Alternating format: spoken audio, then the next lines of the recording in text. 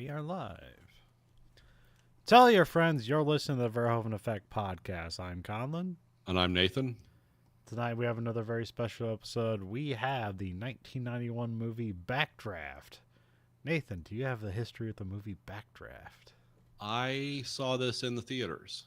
Really? Okay. Huh. Yeah, I would have been like, I don't know, sophomore in high school or something. But yeah, I remember seeing this in the theaters, basically because I thought Kurt Russell was really cool. and I forget, Robert De Niro had done a bunch of movies I liked too. Yeah, this is kind of his weird phase. It seemed like he wasn't necessarily a star. He was like, it's like this and Cape Fear, like this De Niro era. Yeah, he's happy to be like a strong supporting guy. Yeah. But almost in a movie of his own within a larger movie. He seems to occupy that space a lot during this time. I guess, Goodfellas was soon to come out. I think that was like 93 or 94 or something like that. So yeah, kind of resurge his career. Now, do you remember the buzz about at the time of Backdraft, or like how it was in the movie theater? So. Well, I remember like hearing like reviews of it saying like, "Oh yeah, the firefighting scenes are amazing." Yeah. Like it's just the wildest sound set ever you could imagine that they filmed this on, and it looks really cool. And they did say though the story doesn't exactly hold together. Oh, no. But it's worth watching just for the firefighting stuff, and for strong performances by De Niro, Kurt Russell, Scott Glenn, everyone, and the cool Hans Zimmer soundtrack. Yeah, because I know this movie because there are scenes that are famous from this movie, but I've never actually like sat down and watched it before. So Yeah, it's like I've seen the scenes. And, like I didn't realize how basically wildly out of context every scene in this movie. yeah, So. yeah. It's like a separate movie. It's like two movies going on here at the same time. One of them is really cool. The other two, not so much. It almost seems like when I was watching it, I was like, oh, this is an 80s movie that just made it into the 90s. Yeah. It's very you can tell there's like a lot of like from like Towering Inferno, like they've definitely upped their special effects game quite a bit. But story wise, it's like, well, okay. This is kind of an 80s movie with a bunch of different ideas thrown together. Yeah, well, when you consider who the writer is, it actually makes sense. I actually don't know any story about the writing process, but only one guy got credit here. So as far as I know, it's not like a hodgepodge of multiple scripts and only one guy got credit. It's like a Highlander guy, right? Yeah. Okay. Yeah, it does make sense when you put it in that context. Fighting with axes, there can be only one. It doesn't happen that way. Directed by Ron Howard. Maybe most famous for the Andy Griffith Show, or maybe even more famous with Happy Days. Yeah. As an actor, and then he got into directing. He's a Roger Corman guy. Yeah, I do remember that. Yep. I don't think I've ever seen any of his Roger Corman affair. I'm aware of Grand Theft Auto. Yeah. Because I remember he got like a helicopter to shoot some scenes for that movie, which I don't know what blood from stone he got out of Roger Corman to get him to get a helicopter, but I think they did a dual thing. They rented the helicopter to shoot scenes in the movie, and then they just put the helicopter in the movie. I remember there was another movie about it was like, and everyone was super young, like Henry Winkler and Michael Keaton like worked at a morgue. Oh, Night Shift. Okay. Yeah, I do remember that one. I couldn't. Yeah, I don't know if that one's Corman or not. I've heard people talk about that all the time. I've never seen that movie, so. Yeah, I don't know. I didn't. With Splash, Cocoon, Willow. Yeah, he does Willow and Parenthood before he does Backdraft, which is like, Ron Howard may be one of the most talented directors. He has versatile. He can do comedy. He can do action. He can do drama. But if you look at his filmography, it's very weird and inconsistent. Yeah. I mean, he's kind of good at all of them, but like it's not it's like two movies of like, huh, and then like, oh, that's good.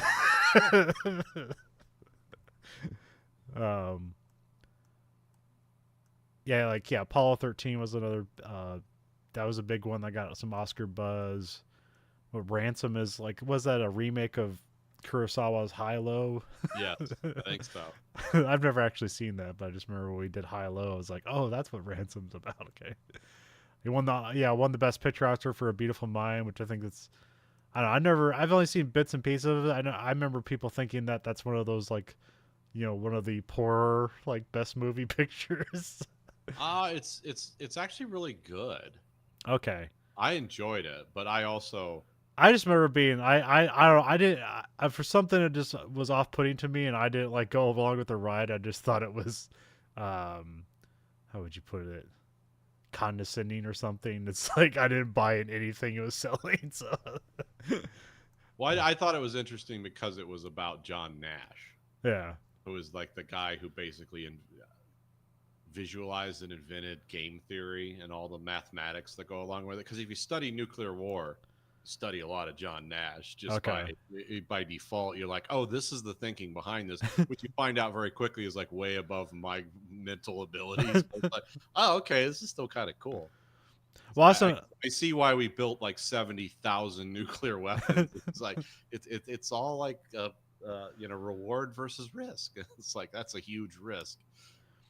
well, also remember like I think people like I remember people critical about A Beautiful Mind was just the divergence between reality. It's like this guy's a hero who has a disability, and it's like no, this guy's an asshole.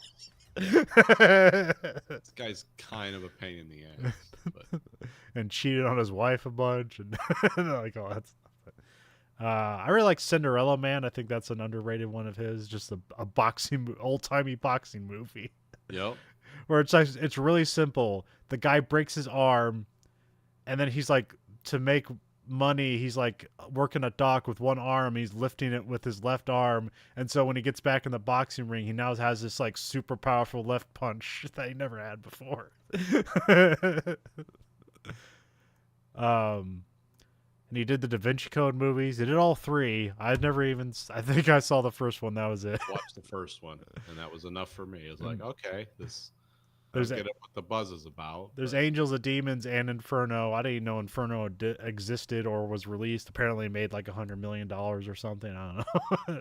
Yeah, there seems to be people that like that. I remember Frost Nixon was cool in the moment, but like when you look back on it, it's like, oh, it's just kind of like. Yeah, it didn't hold up. Especially when they just unearth the actual Frost Nixon tapes and they're not that scathing or like revealing. Yeah, it's just Richard Nixon being Richard Nixon. It's like this is the same stuff he said. It's not a crime when the president does it. Yeah, that's such like a huge gasping moment in the movie, and then you watch the reality of it, and Nixon just says it like offhand, like it doesn't even matter. And then Frost doesn't even react to it. He's like, "Huh, that's interesting." I never thought of that.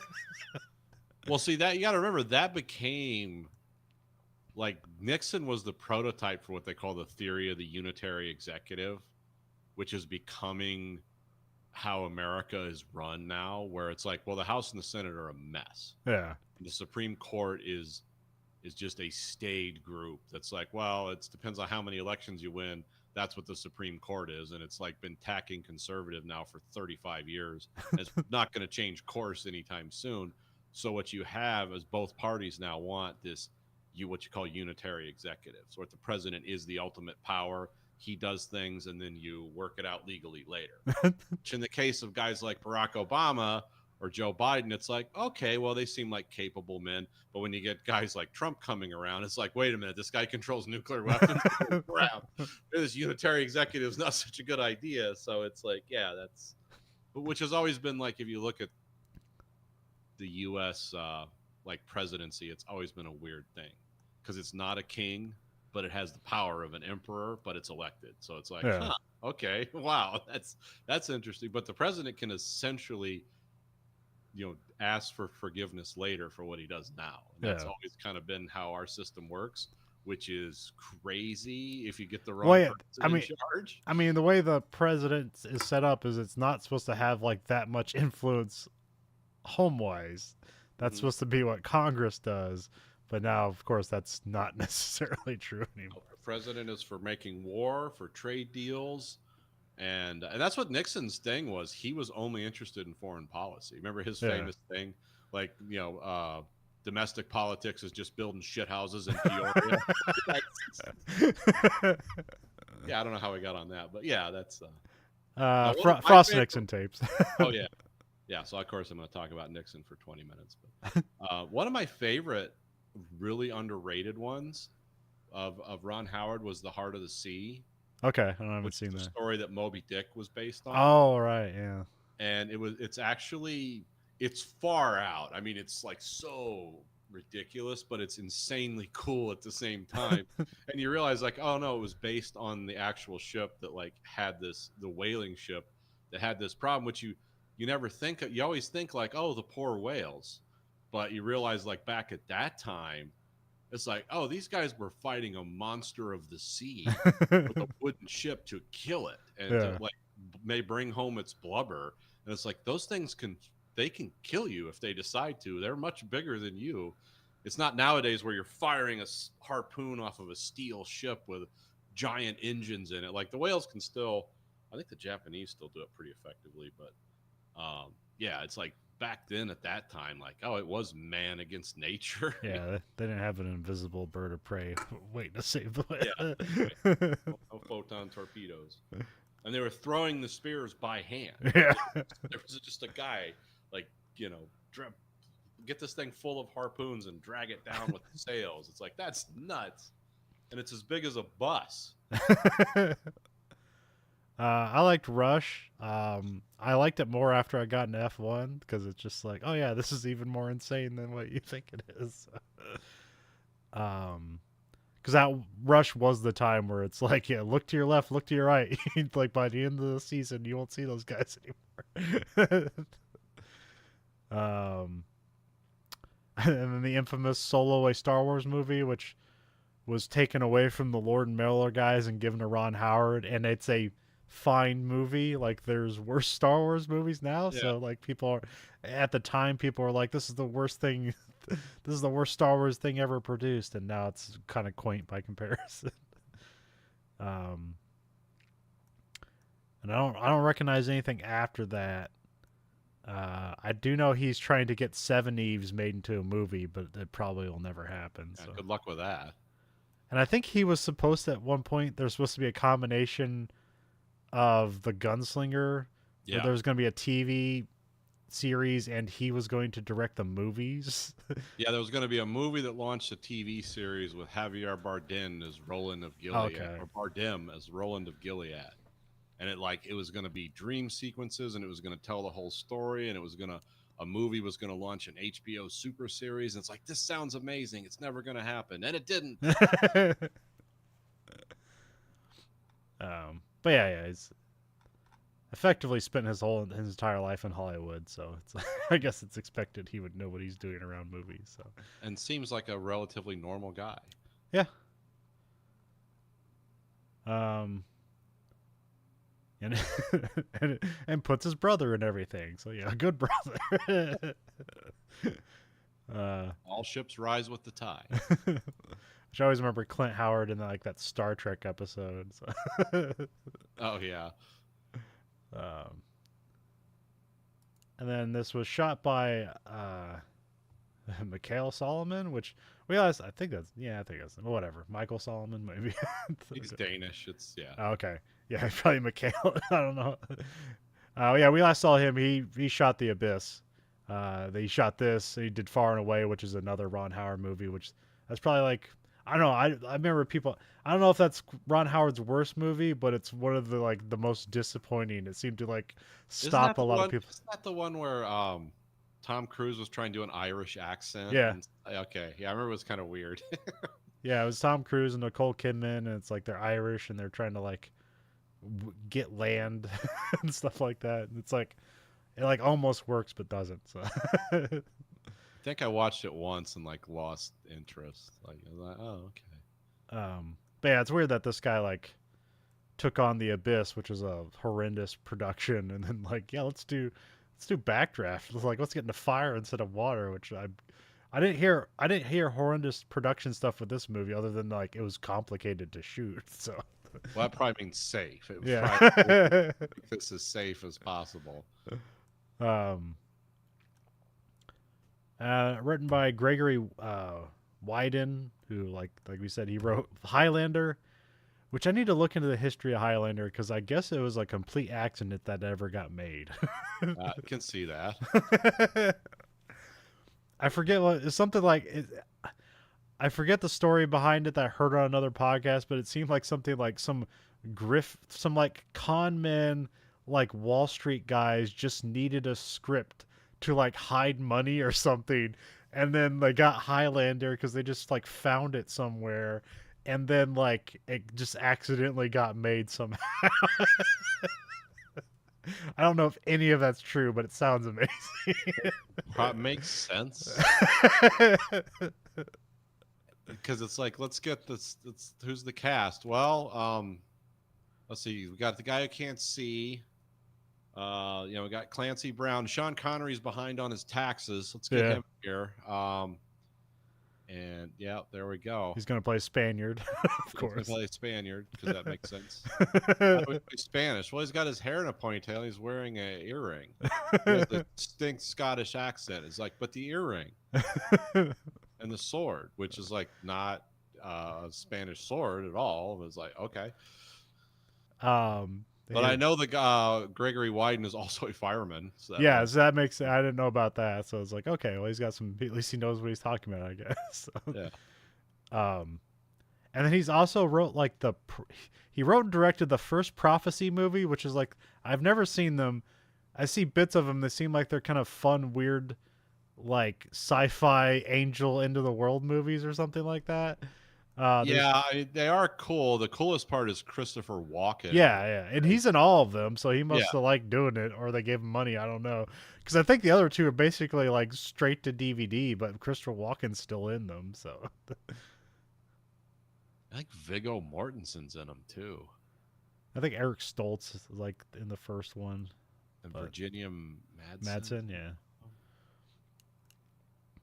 But yeah, that's kind of all he does, and then he's associated with all the various Highlander stuff because he gets character by credits and all the Highlander stuff. Yeah, because they're supposed to be remaking that.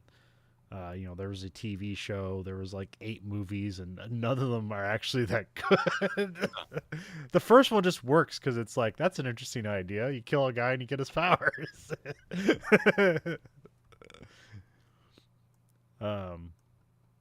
Clancy Brown's pretty much good in everything he's in. So yeah, he's always good.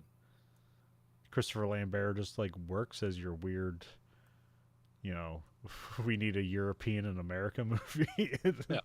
We need a weird European in America, and then we're gonna shoot it in Canada. I think it was shot in Canada. I don't know. It seems like a movie they would have shot there. So it's credited as a French Canadian. Okay, that makes sense. I mean, like France and Canada, not French Canadian, but like it's a co-production of France, country, and Canada. So however they work together. Let's see here. Where were we? Of course, stars Kurt Russell, William Baldwin, and Robert De Niro. And Scott Glenn. Now, William Baldwin's somebody I forgot about until I rewatched this. Yeah. Because I don't. Well, he is what he is. He's a less talented version of his brother. Yeah, I just don't remember anything else he did. Oh, they tried to make stuff. There was like that Sliver movie that came out like immediately after Basic Instinct, and they tried to do a sex thriller with him. It didn't work out. That he's in like a Cindy Crawford action movie, which again didn't work out. And then he just kind of became a character actor and did TV and stuff like that. Okay. Although nowadays, like, because I found out there is a Backdraft 2 movie. Oh, there is. Like canonical. Like the son from this movie goes on to become a firefighter. Okay. And then the William Baldwin character is now the fire chief that his nephew's working. And William Baldwin now just sounds and looks exactly like Alec Baldwin from like 10 years ago. Okay, that's weird. All right. Yes, it is very weird. Because oh God, he looks like him too. Okay, wow. Yeah. Huh. It's weird. Because like Alec Baldwin always kind of had a gravelly voice. William Baldwin doesn't. Also, William Baldwin was almost always thinner than Alec. Yeah. And now he's like same size and he has the gravelly voice and he's just Alec Baldwin. It's weird. I wouldn't say he's a bad actor, but he's not like doesn't stand out too much. He seems like a good supporting actor rather than like your leading actor. So Yeah, I didn't think there was anything wrong, with him. I just was like surprised, like, what else has he done? Had to have done something else. yeah, nothing big, but yeah, he's got like 98 credits to his name, so he's a working actor. But so And of course, Donald Sutherland's in this. I forgot he played the creepy pyromaniac. which guy.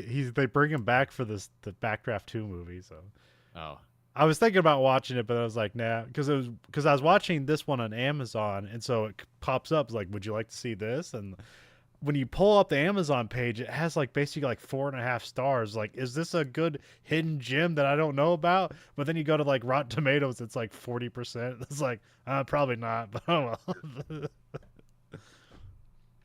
Because I never even heard of it, so you have to be. It's like, oh, this is just one of those like made for Redbox movies where it's like people recognize the name and they'll rent it for that reason and not because it's actually good. Came out May 24th, 1991.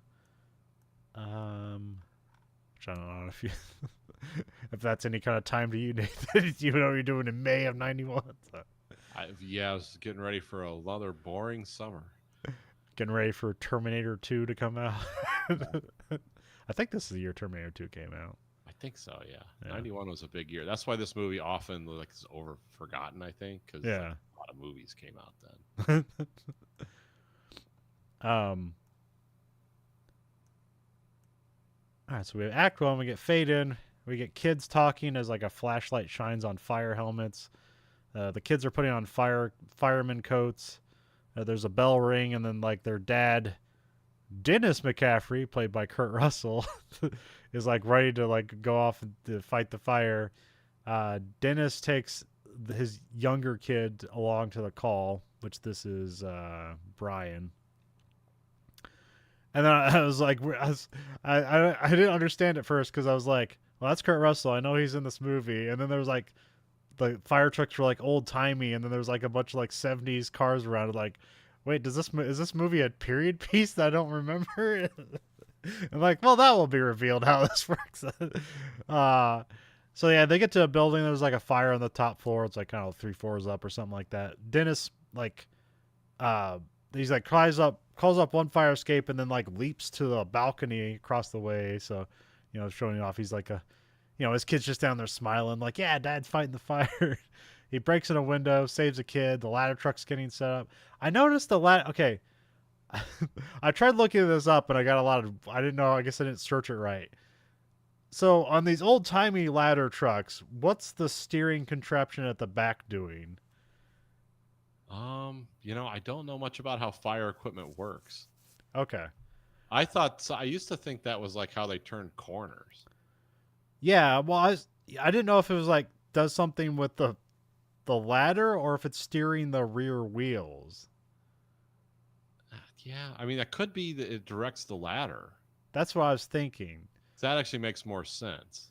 Because when trying to look it up and writing that into Google brought up modern fire trucks where there's a guy in the back who steers the rear tires. It's like, I don't think that's what these do. So I couldn't figure that one out. So yeah, I'm guessing like, yeah, if there's a guy in the back wasn't steering the ladder would just like fling around or something like that. I don't know. Well, it could be hydraulic. Yeah, I'm not sure because I know the problem with those is like with a lot of equipment like that. And like I said, I'm not an expert on fire equipment, but center of gravity is a huge consideration with those. Yeah. Because they're always like, oh, why can't they just bring this giant ladder truck and go to the top? It's like, because it'll fall over. Because when you put that much weight, it's hanging that far out. That's why giant cranes have huge outriggers and stuff to keep them on the ground. And I think some ladder trucks have outriggers too. Yeah. Because, they'll just flip over. And you can only get so many guys on them depending on how high they go. Because it's like the whole truck will start to come over. It's wild. Now, do some of these fire trucks, are they always expected to hook up to a fire hydrant, or do some of these like carry water on board? I imagine in a city like Chicago, they probably always hook up the water. I'm sure they have water carriers, but it actually wouldn't last very long considering the volume Yeah. of water they throw out. Oh yeah, yeah. So a lot of I those wasn't could sure. contain like chemicals, like for, like I think airport fire vehicles carry that chemical Okay, for yeah. the plane crash because that just like Just when that sucks the hits the oxygen out of air, there. like it super expands into this giant foam, but it's actually compressed into a, you know, tiny vessel, and or not tiny, but you know, its volume is much greater than its mass when stored. So. Okay. Um, there's like this moment of glory, and then things become uneasy as the building blows up and Yeah. kills Dennis while Brian watches his dad die. uh, and then John Adcox, which they call him Axe, but I just wrote Adcox for my notes the rest of the time. This is Scott Glenn. He like runs to hug the kid as his dad just saved him from the fire because you see him push him out of the apartment before it blows up because it's like, and also right before he blows up, he goes, "Is that a gas line?" You know, just very direct. So Yeah, you don't have to imagine like what might have happened. It's like, no.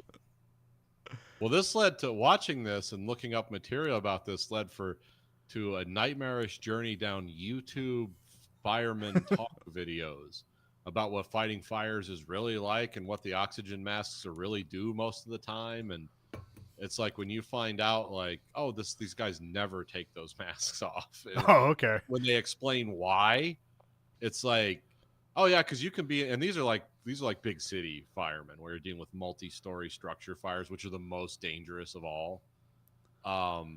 It's like you can be in rooms where all the oxygen has been consumed, and it's like, so you need the mask on for that reason. You also need the mask on because the air is now superheated. And if you go in without that on, it's the equivalent of sticking a blowtorch down your throat. It's like, oh, this job's just a nightmare, like through and through. Yeah. And they talk about like, oh, those boots melt all the time. It's like, oh my God, no. Expendable safety equipment. Oh yeah. When you hear these guys tell these stories, and this is from Chicago, New York, they didn't have a lot of Los Angeles firefighter stuff on there. I was always curious what it's like fighting fires in a desert climate Yeah. like that is like, um, but yeah, the New York, Chicago guys, like the guys who like, yeah, when this building's on fire, and or warehouses that like just ill maintained and they could be full of oil and gasoline. It's like, we gotta put that fire out. I'm just like, see that job. I mean, cops are, that's obviously dangerous, but the fireman stuff is like, oh, that's nightmare fuel. And then 9/11 happens, and you're like, nope, nope, nope, no, no, no, no, no. That is an insane. That's a job for crazy people, or people that just love danger. Yeah. I mean, because it is, when you listen to these guys talk about like the 900 ways to die in a fire, it's like, because fire is things that like I run from fire. Like, oh, house is on fire. Like, bye. I guess that sucks. Good thing I have insurance. Like, it would never like, we got to get in there. It's like, no, we don't. Turn the gas off down the street. What are you doing? I don't know. Also, I just don't know how like an everyday thing. Like, is there always like a dangerous fire every day, or is like there a lot of downtime for firemen? So, I hope there's a lot of downtime yeah. for them and the rest of us. Well, there does seem to be like a weird like, what are we paying for sometimes with firemen? Like, because like if you have all this downtime, stupid. You think Yeah. that it's like what you're paying for is when that guy's going at the door with the axe. That's when the place is on fire. That's what you're paying for, and you're not paying very well either. Yeah. Guys aren't getting rich. Those rich firemen, you never hear those two words together. So and then there's like like, you know, we've somewhat explored it in the past, the weird culture of volunteer firemen.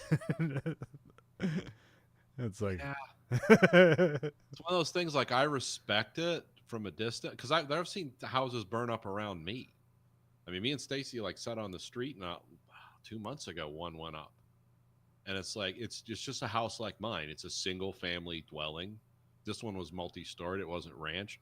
But yeah, those guys are like, the lawnmower caught on fire in his garage. It just filled the house with smoke because the lawnmower burst into flames. But because the garage is on concrete and it was boxed in, like it kind of burned up through the roof, but not much. But the house, the smoke coming out of the upper rooms of the house was just like you couldn't see through it. And there these guys are walking around in there like, oh man, it's just no one got hurt. The house was destroyed, but it's like, yeah, that's.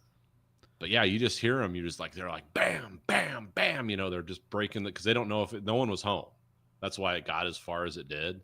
But they were like, yeah, we're going in to see if people are in there. Once they got, they got the garage put out. But because what the fire doesn't kill you, it's the smoke getting in your lungs. Yeah. So you have to get in there, and it's like, wow, okay, because they literally like just opened up on the garage and put the fire out, and immediately guys were beating in the front door. And they'll bring out the dogs and stuff. It's like, wow, this is a crazy job. I remember one time, like, if I wasn't home, the house probably would have burnt down. Yeah. But, like, I got home, like, early from, like, school one day. And, like, I was downstairs, and I think Dad just, like, put, like, the laundry in. And I heard, like, a weird hissing sound. I was like, oh, I wonder what that is. And all of a sudden, there's just a giant fireball that just, like, whoosh up. And so I can't even remember what it was. Like, I think it was like a canister of like glass cleaner had like fallen, and then it was just like something was depressing the tab, and it was just like spraying. And then that was near the water heater. Yeah. And then it caught the aerosol caught the pilot light and just became, and then like lit a bunch of like laundry on fire, and I just kind of smothered it out. And it's like, oh man, if I wasn't here, that'd just be a constant. Yeah, this fire. whole house would have just gone. And I don't know if they could have figured out what happened. Probably known like where it started. Yeah. I was like, I didn't watch this movie, but the one movie I did watch about firefighters was there's this kind of like, it's a very like stylish HBO movie called Point of Origin with like Ray Liotta and John Leguizamo. I don't remember that one. Yeah, it was an HBO movie, and it was basically about like, I don't actually, it's almost like always the case because this was like a real story, but it's like this, but it's almost like a comic book movie where like this Ray Liotta's like this fire investigator who's like chasing like this almost comic book villain.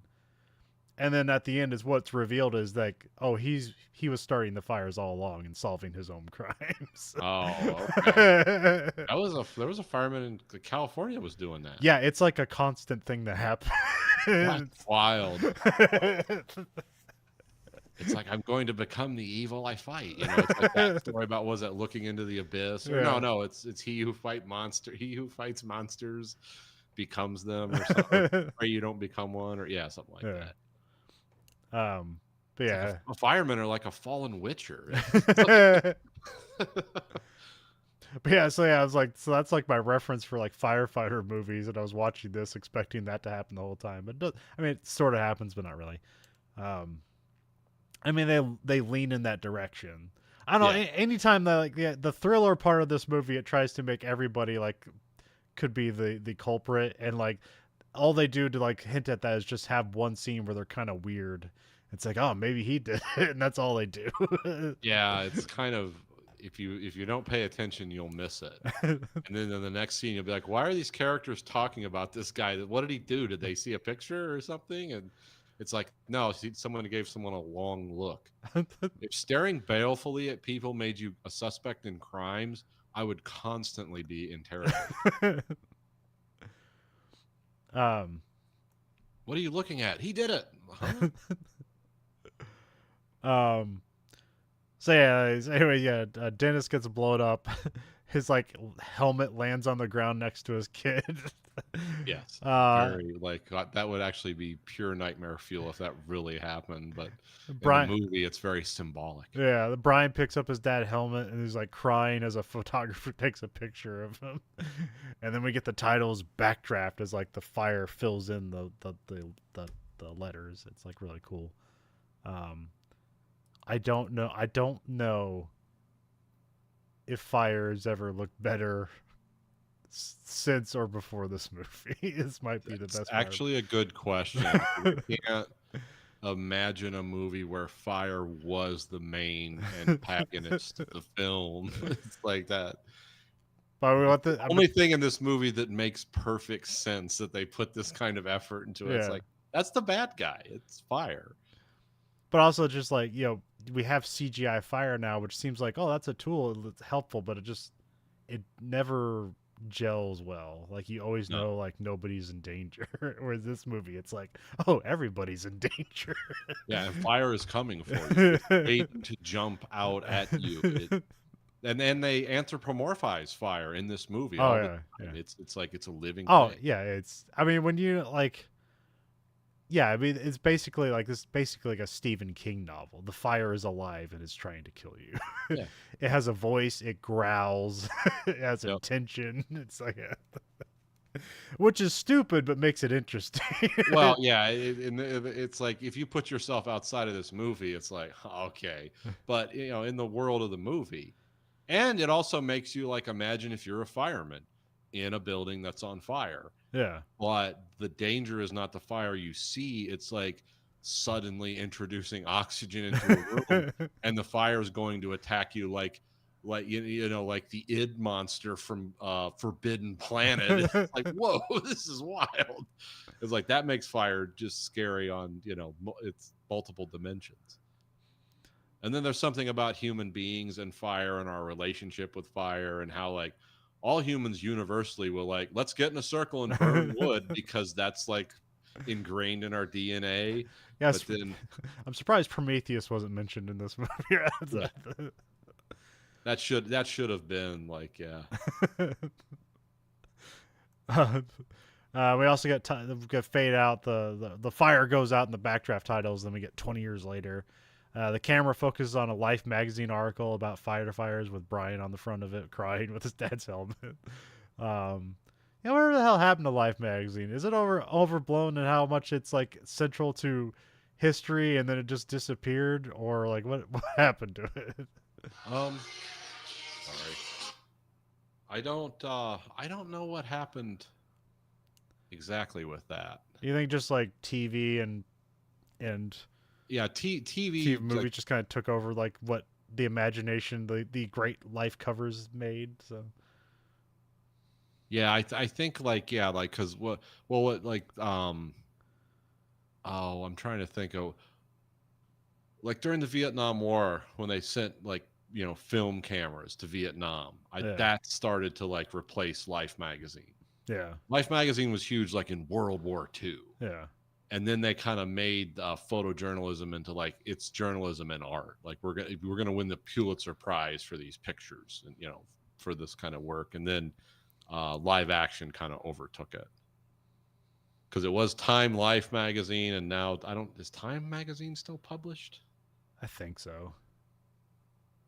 I mean, really, I don't know if any magazines really published anymore, but they're still out there. So it's all kind of a nebulous idea. Because it's like, I don't know, there's still a TV guide somehow. That is true. That's weird. But that's probably because they're still old people. It's like, well, I bought this when I was 40, and now that I'm 80, I'm still buying it. I need to look at this. Oh, what's Cheers and Jeers say about this? What's Goofus and Gallen doing? I can't wait to do the crossword puzzle. Okay. Sorry about that. Then we have Brian, played by William Baldwin here. He's grown up now, and he's now a firefighter. Now he's a probationary firefighter. He just graduated from the academy here in Chicago, because this is a Chicago firefighter movie. Because about the Chicago fire that destroyed Chicago, so I'm guessing there's a lot of effort towards the fire department in Chicago, or what is it about Chicago and fire that really makes it a thing they keep coming back to? I'm pretty sure the Great Chicago Fire probably was made them, like, because it's the second largest one in the country after the NYPD or New York Fire Department. So. Okay. Because I know they keep making fiction about. There's that Chicago fire show. There's a bunch of other stuff. I know after 9/11 they did Rescue Me, that's about New York. That's about the New York Fire Department, right? Yeah, I believe so. Yeah. Okay. That's with Yeah, I think that was. Is Um, that all the people that were? Who was in Rescue Me? The comedian. What's his name? I don't know. Yeah, it's not important. it's like the philosopher's name. I can't remember. I'll just type "rescue me" and it'll be the first thing. Dennis Leary. Dennis Leary. Yeah. Which I remember that being a good show. I don't know. Oh, Jack McGee is also in that show. That makes sense. Okay. Jack McGee's here in a very. He has like 2 lines, but it's like, hey, that's Jack McGee. You know that guy. Yeah, you recognize him as soon as you see him. He's like, yeah, I'm a big fat Irish idiot. Yeah, I'm Jack McGee. I can be from Chicago and or New York and have the same accent. And or Boston. And or Boston and have the exact same accent. Yeah, where is he from? He's got the Chicago, Boston, New York accent. Like, those areas are like actually fairly far apart. Well, Boston, New York aren't, but Chicago is. They're about meat and football. That's all you need to know. Yeah, Chicago's more like Wisconsin, like that kind of Midwest accent combined with asshole. So yeah, it does sound vaguely New York in its own way, I guess. Yeah, it seems like you're doing it intentionally, which always Yeah. You have to like intentionally do that. Well, we're gonna be talking about a lot of roofs here, so of course the Midwestern, is it the Midwestern thing to say rough instead of roof? I think so. Okay, because I was listening to another podcast and there were 2 guys from the Midwest and they were talking about roofs, like replacing roofs and stuff like that, and it was like a lot of rough. It's like, okay, Replace the rough. it's not just me.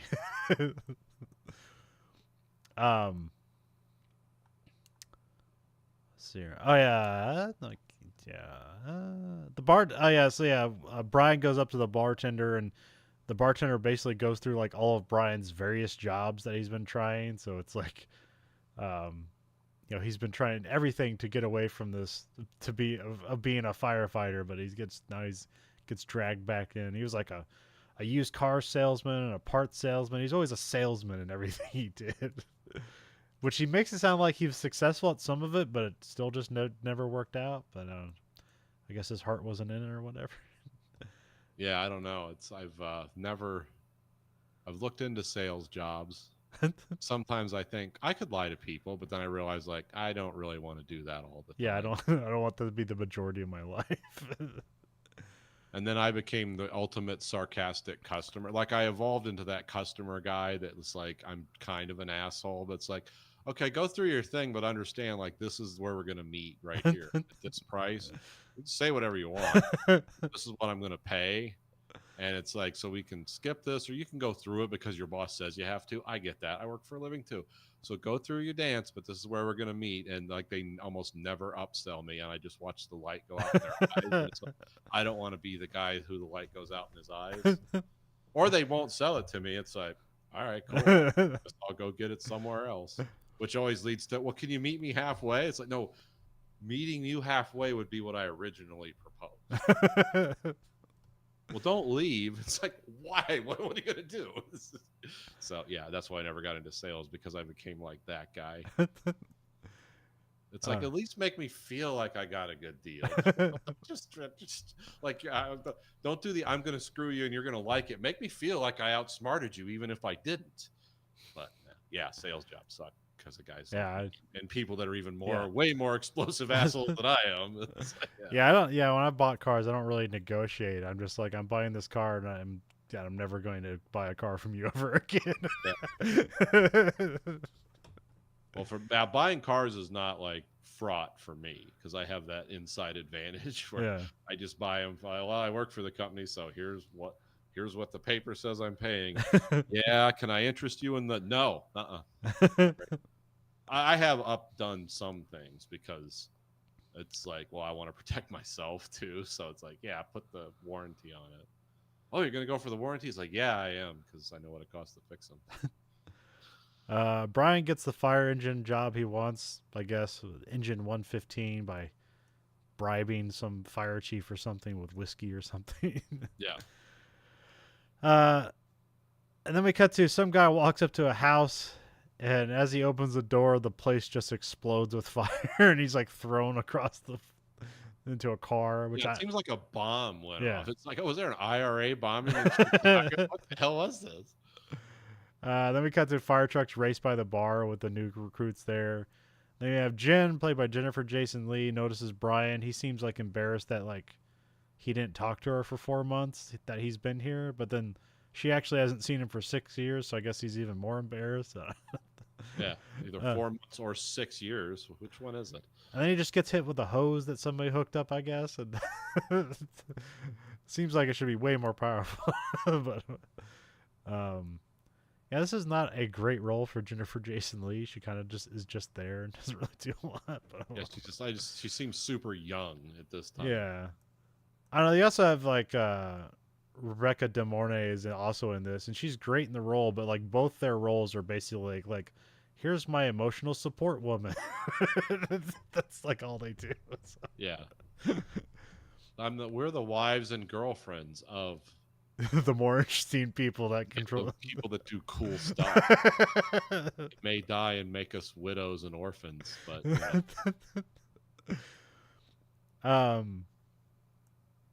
then the graduates go to like the house fire explosion. Brian is like having a slight panic attack as he goes to the fire because he's like remembering, oh yeah, remember how my dad died? It's like, yeah, remember that whole helmet thing? The guy who got blown up is like thrown through a car windshield. He's all charred. Like all the bodies here are pretty nasty. This was an R-rated movie, so it was Yeah, they could get pretty. This is pretty visceral movie. It's brief, but it's like whoa, okay. There's a slow motion reveal of a heroic fireman, and I'm like, and it's like, is it a hallucination? It's no. Steven, the older brother of Brian, is now just played by Kurt Russell, who played his father. So that's great casting to like, oh, this isn't hallucination. You're just gonna have this guy constantly deal with his past by having the actor play two different characters. So. Just a chip off the old block, huh? Yeah. It's actually genetically identical. Weird. Strange. But yeah. Sometimes that happens, or sometimes it happens with brothers. Like I said, look at look at Will Baldwin now and Alec Baldwin. They're basically the same now. So yeah, I mean, something. If you watch people grow old on the TV and screen, it's like it's really weird. You don't see it in yourself, though. Yeah. It's like you couldn't convince me that me and you look alike in any meaningful way, but we do. It's just I don't. It's like I don't see that, but yeah. Also, Bull is written on his back. I'm gonna call him Bull the rest of the way, but his name's Stevens. But whatever. Yeah. Sometimes it does. I don't know how it happens. How people are introduced. Because I'm also going to call Robert De Niro's character Shadow because that's how he's first introduced, even though it's not his name. So, and then I'm going. Name's kind of weird because his name's like Don Rimgale. Yeah, sounds like is that a sex act or a name? So yeah, Shadow actually works. If my name was Don Rimgale, yeah, just call me Shadow. Yeah, burn over 90% of my body. It's cool. Yeah. But then there's Adcox, who has a cool name of Axe, but then I just call him Adcox in my notes. Oh, well, that happens. Whatever.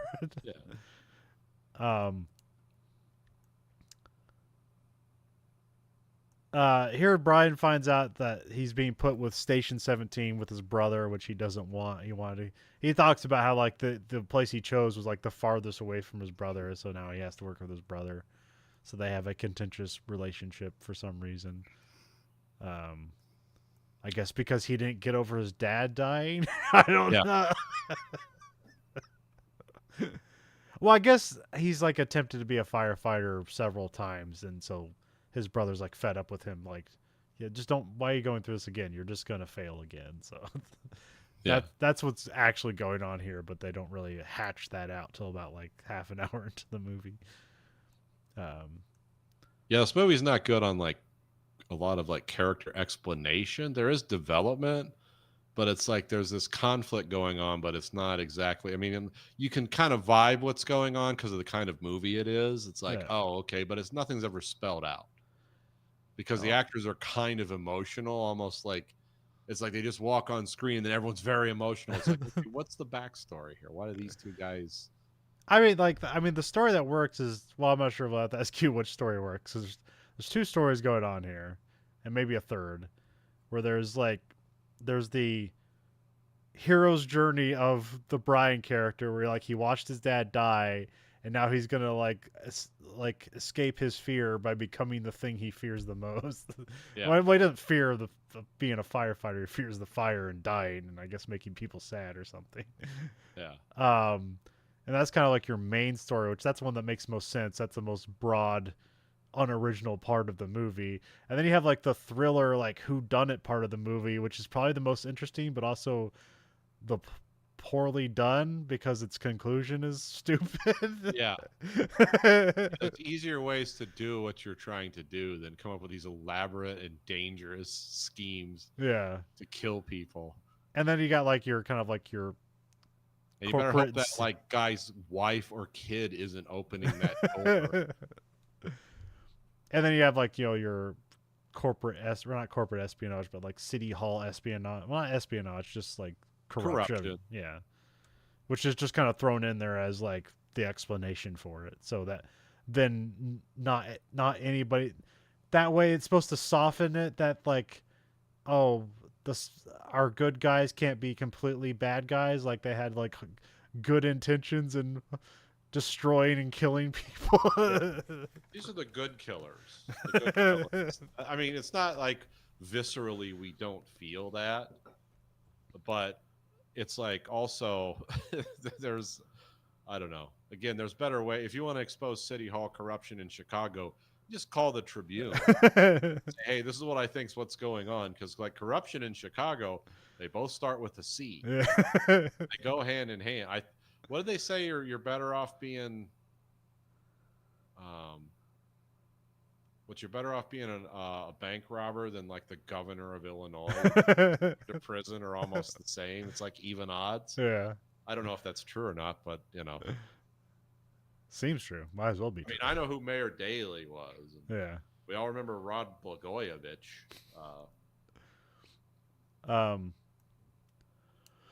Then we see the back of Robert De Niro. He's smoking because, of course, that's what you do with this character. Back when smoking was cool. Yeah. You could blast cigs all day and you never got cancer. He's Inspector Donald Rimgale, so which I will find out his name's Shadow, or his nickname Shadow. Bull seems worried by Don's presence, so again, that's another one. You're like, he gives a look, and then that's like your entire like plot building. What's he doing? So yeah, they call him Shadow, which is a weird name for them, but then they explain it later on, and it's like, why would you call him that? It's like cruel. Yeah, it's like a taunt, but I guess it's almost like it's like when you find out about actual like call signs in like in Navy aviators, like it's actually like it's all stupid and like and not flattering. You're not picking your own name. No. They're choosing them for you. Yeah, and they're not going to be cool. Like nobody's like Iron Eagle or Maverick. It's like somebody's toothpaste and cardboard. Ethnic cleanser. It's all about. So yeah, like Shadow's like scraping some stuff and prying some boards, so he's like a arsonist investigator, or what do you call them? They have a cooler name. Arson investigators? Yeah, I thought that was it. Pyro mechanimist. Then we cut to Bride shows up at Bull's house. Bull's kid doesn't recognize Brian. Helen answers the door. This is Rebecca De Mornay, and this is where she explains that, oh, Bull doesn't live here anymore. So it's like, oh, okay, so Bull's life isn't going great. Yeah. Then Brian shows up at a boat on stilts, or whatever you call that. I'm not sure. Yeah, it's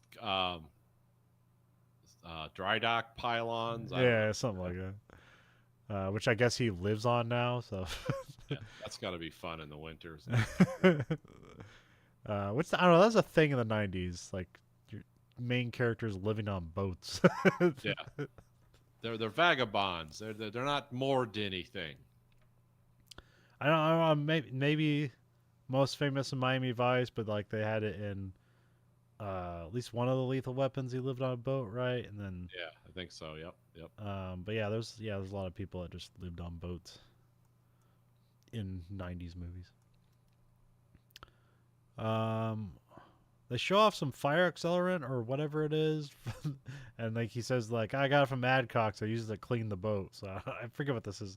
It's like the tryptochlorine or something like that. It's a made up thing for the movie here, but yeah, they're not going to show you like real stuff. They argue about him trying to be a firefighter again. This is where they kind of like set up that like he's tried and failed this a bunch of times. Brian says he's got to know he has what it takes, so he basically, so maybe he's just quit the academy every time. He's never actually gotten to fight a fire because that's all he wants to do is get face to face with the action and see if he can do it or not. So have that being the act one, because that's the character's motivation. That's what they want to do. So, act two, Brian wakes up to go to work, but his car won't start. So then he runs to work as the fire engine like leaves for a call. He's able to run down the truck and hop on board. Here we have Schmidt. That's Jack McGee. He's driving. This is pretty much like you hear him throughout the movie, but he's never like a character that they put the camera on him and he's talking to characters. He's just kind of in the background. So, Adcox is still on the force, so he's suited up there. And then Brian suits up on the way over the call. I think this is where like I think somebody helped him because it keeps doing a thing with like suiting up wrong with the collar and stuff like that they constantly bring up, which I don't know. Is it real easy to accidentally put this stuff together, or is it nerves? Like what's going on here? So I don't know. It looks like complicated gear, one. Yeah. And two, it's like you're getting ready to walk into fire. It's like, I'm going to be a little nervous. They show up on the scene. It's a garment factory fire. So which I don't know if this is like supposed to be like, I don't know, a working garment factory or just like it was abandoned and now all the stuff's on fire. I'm assuming it's abandoned. This okay. is the NAFTA era, and I don't think they've made clothes in America in a long time. I don't know. American Apparel actually made clothes in America. I don't think they're around anymore, or if they are, they probably don't make clothes in America anymore. So. I know they make textiles here again. Yeah, but I don't think they actually manufacture. I mean, a lot of that cotton, is picked out of the South, so like that makes sense. It's weird, but I guess it's cheaper to harvest the cotton here and send it to China to get printed into shirts or whatever. So. Oh, we have the best cotton in the world. Yeah. We don't realize how spoiled we are with the jeans and stuff we have here until you like go buy a pair of Levi's in London and it's like $300 or something. I don't know if it's that much. But yeah, well, yeah, I remember it used to be a thing with foreign students, at least in the 90s, about them buying jeans while visiting here. That was like a thing.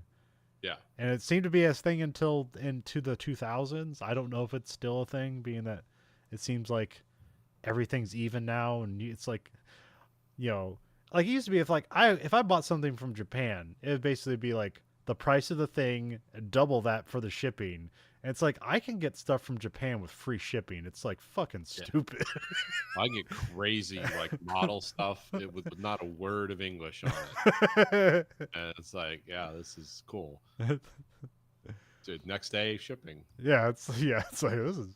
I remember the weirdest one. I got a carry bag for my piano or electric keyboard, and it came from India, and it took like 2 weeks to get here, and then the post office had to call me because they couldn't like drop it off, and then I picked it up, and then it was so tightly packaged, and then it opened up and it had like this really sweet smell to it, and I'm like, is this bad or good? I don't know what's going on here. What I just get into? Yeah. I don't know, the bag. The bag works. So. Oh, it's a ridiculous bag. Like because it's got, you carry it like a handle, but it's like this. It's the full keyboard here, but you can also, it has like straps, so you can strap it on your back, and it's like the 5 foot long keyboard. Yeah. And it's not light. And it doesn't even have batteries in it. Like you can fill this thing with like 16 double D's or what? Or no, just D's. It's D batteries. D batteries, yeah.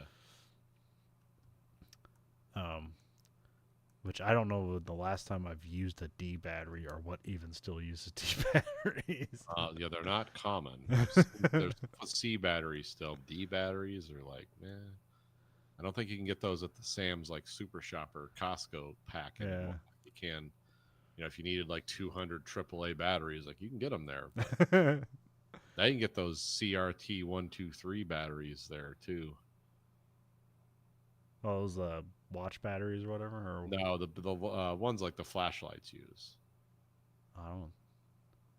like the Surefire stuff. Oh, okay, Batteries. okay. I don't know. Those are something 123 CR ABC 12. I don't know what they are. But I remember they used to be like you get a 2-pack of them. It was like $17. Now you can get like a 30-pack of them for like $60. They set the hose to the fire engine, but by breaking a window on a car that's blocking a fire hydrant, which I've always heard about this, and I bet this is just what made people say that this is what happens if you park in front of a fire hydrant. They'll break your window and put it through it. I have seen literal YouTube videos of people doing this, but I don't know. I don't know how much of a myth it is, or if there's a police car there, they'll usually hit it with the bumper and just push the car out of the way if there's nothing in front of it, because you can't actually hook it up through the car. So, yeah, if you park in front of a fire hydrant and there's an emergency, they're just gonna tear your car apart. They don't care. It's like, okay, sue us, sue the city. Which is fun. Yeah, I don't. There's a reason I don't park in front of fire hydrants. It's clearly marked, don't park here. Okay, don't park there. Some people like, I'll just be 5 minutes. It's like, yeah, 90% of the time something won't happen. 1% of the time you'll get a ticket, and 0.1% of the time the fire department will just bash your vehicle out of the way. Well, I always had that at Walmart too, because like if the entire front of the store is painted red line for, it's like, well, this is a fire lane, you can't park here. And then of course, nobody wants to hear to that. It's like, I'll just be in and out. So, which I don't know. I never want anything to do with the front of a store. No. Because I don't like driving around there. There's people popping everywhere. Everyone's crazy that wants to, like, I want to save 5 minutes of walking. Like, I always just, I get in the parking lot and I go to the back. I'm not crossing that front of that store, dealing with traffic and all people and all that garbage. No. I try not to do it. I drive lease vehicles, and I'm liable for all the dents and smashes and paint rubs, so I will drop the family off and go park in as far away as I can. I don't care if it's raining or snowing. Yeah. Now, as I get older, that might become an issue, but then I get a handicap placard and then park in my handicap space all the time. They bust the door in and kneel down as an evil growl comes out of the building. They make their way in, and the ceiling bursts into flames. I think they talk about, like, the fire, it's in the walls, which I don't. I mean, I guess I understand what they're talking about, but it's like, I don't know, maybe I don't know. Maybe this actually made more sense in the Towering Inferno, where they just, like, the invisible fire, it's there, but you can't see it yet. It's like it's just burning behind the walls. But here they kind of, here the fire is the villain, so they kind of give it like it's like, oh, it's hiding from us, that dastardly villain fire. They get the water lines up there, and they start, like, they want to go up the middle and blasting the fire, because, like, one of the guys is like, no, let's hold up, it's gonna flank us. And he's like, no, Bull's like, we're gonna go up the middle. Which, I don't know, they never explain any of this stuff. It seems to be like, in this movie, firefighting is all about instincts, and who has the bravest instincts wins. So. Who's going to go for the Hail Mary play? But on every fire. Everyone. The fire suddenly recedes and starts bursting out of the walls. I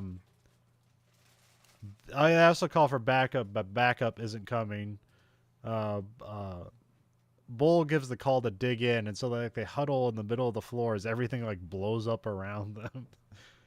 Which these fire suits are very good, because these firemen get blown up a bunch. So. Yeah, they're doing their job.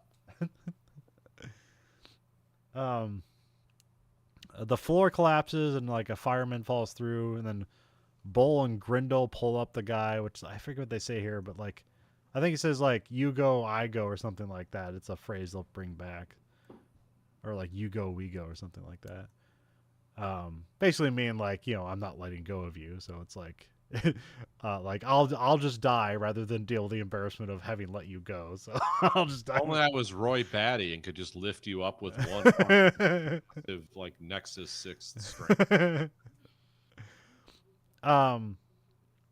They get word of Apostlo civilian on the first floor, and so I wrote here they split up, but then they argue about like you never split up, but I think he just means like because they split up into groups of 2, but he makes it sound like I don't know. He makes it sound like they're all supposed to be together, but Brian hears a call for help, and so he like hesitates, but then goes towards the voice, and so this is what Bull is mad about because because Brian leaves his side.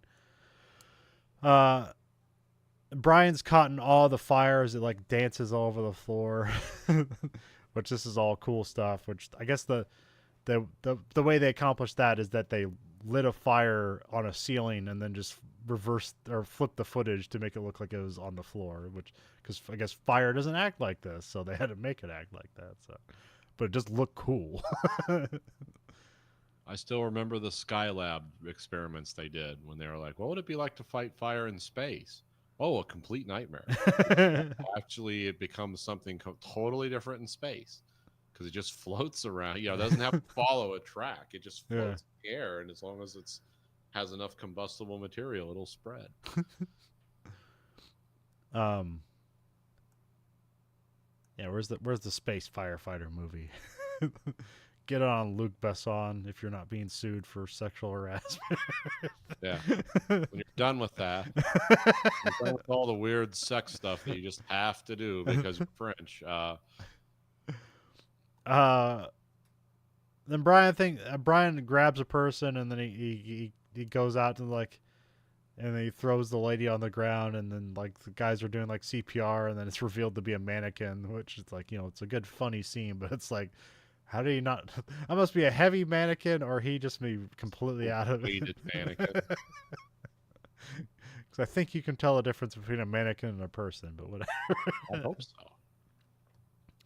I don't know. Firefighters have a crazy amount of heavy crap on them to be like running upstairs all the time. Like those guys are definitely in like good shape to do that stuff.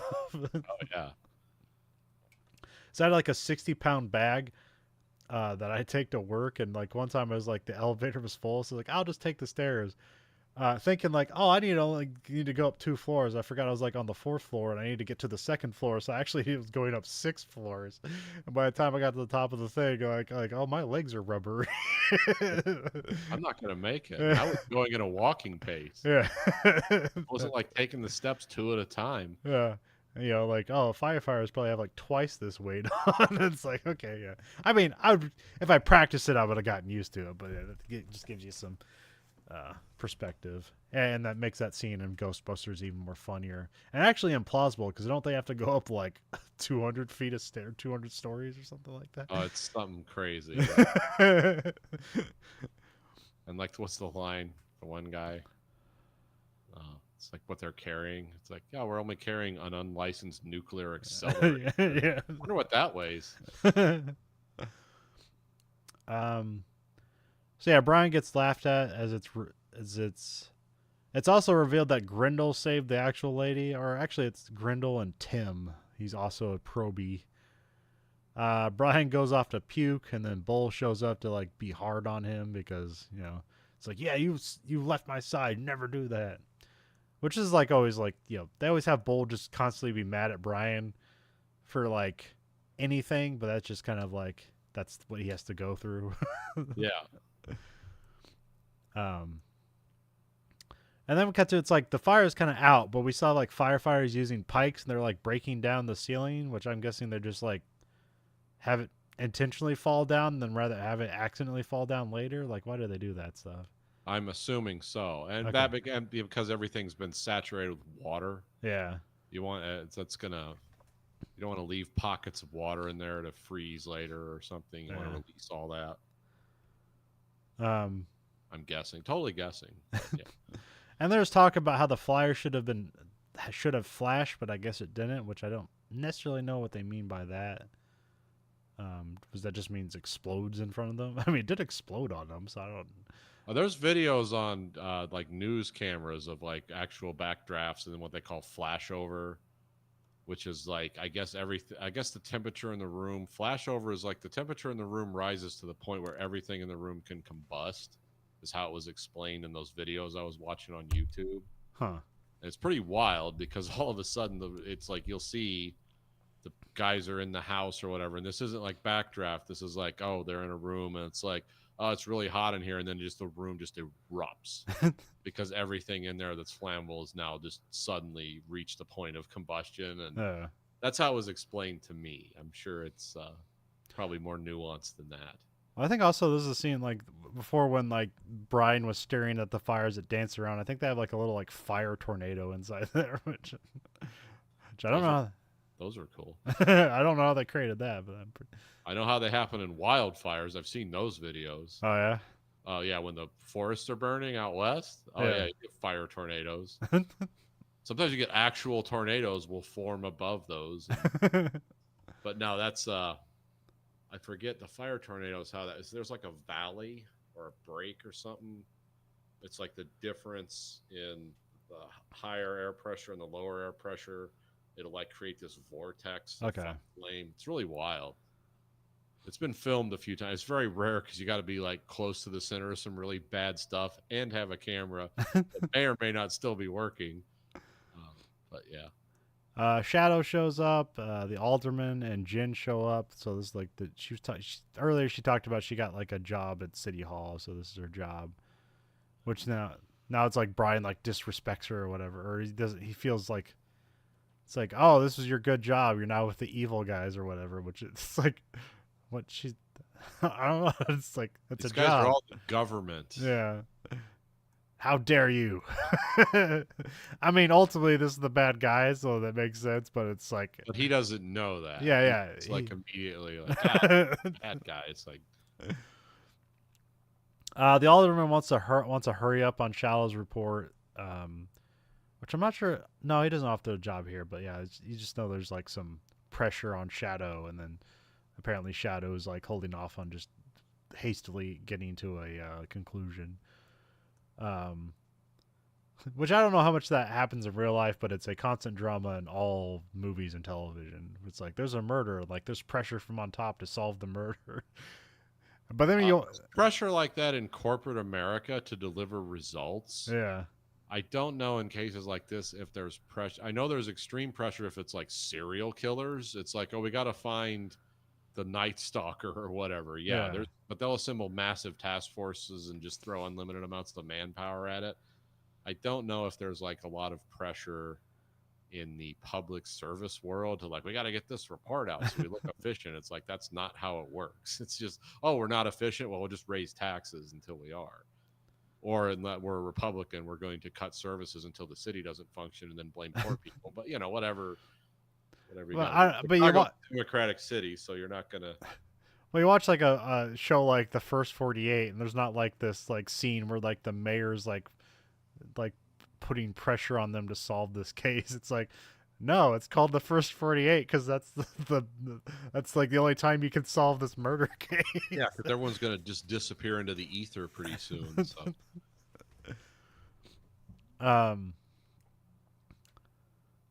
Then Bull comes out and he knows Swayzak's and he gets in his face and he like because oh yeah, it's like yeah. So like Swayzak has been like cutting firehouses, like their budgets, or just getting rid of them and like, you know, firing fire departments and stuff like that.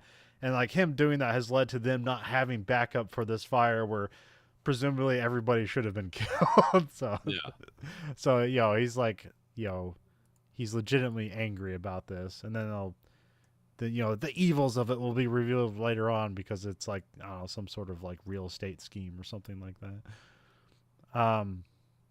Let me cut to the Proby showering. Tim feels good about his work because like, yeah, we saved a person, and then Brian doesn't because he's like, yeah, I saved a mannequin and everybody laughed at me and I almost died.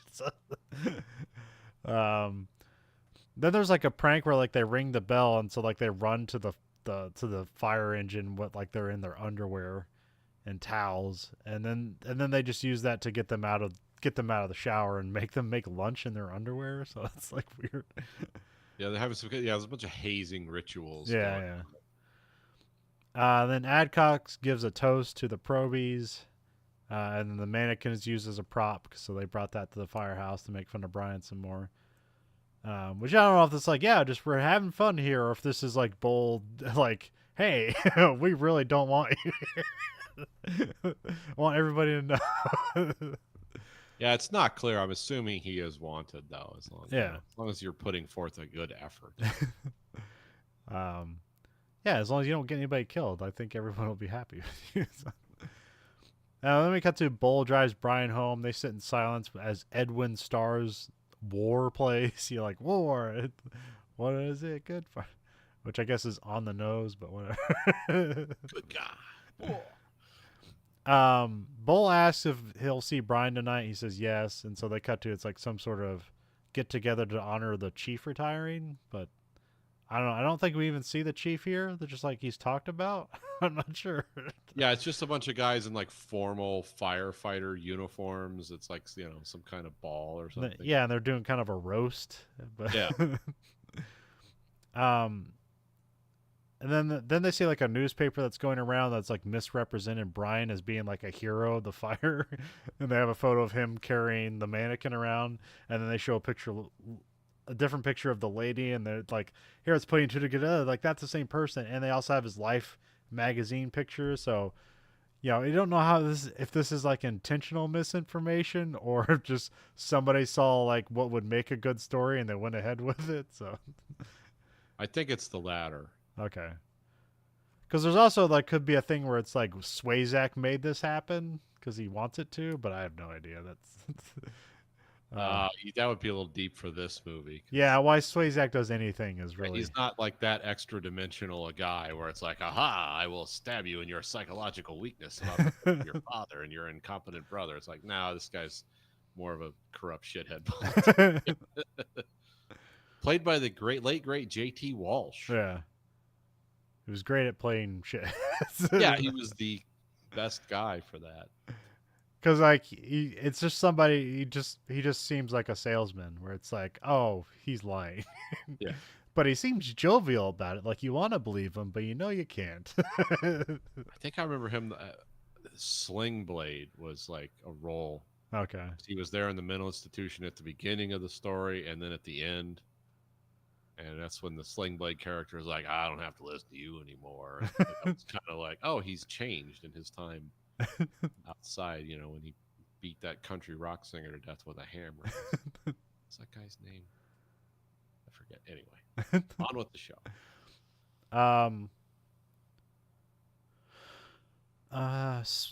Swayzak wants to stick Brian on like the fire investigation team, which he like denies. It's like, this is all garbage. He just wants he wants somebody in his pocket. That's all. And then and if he turns out it's his girlfriend. Yeah. Trying to like get him out of the fire business. Yeah, firefighting. Yeah, yeah. You go in after the fires are done. So do the after action report. Then Bull is drunk and he gets jealous when he sees Helen dancing with another man.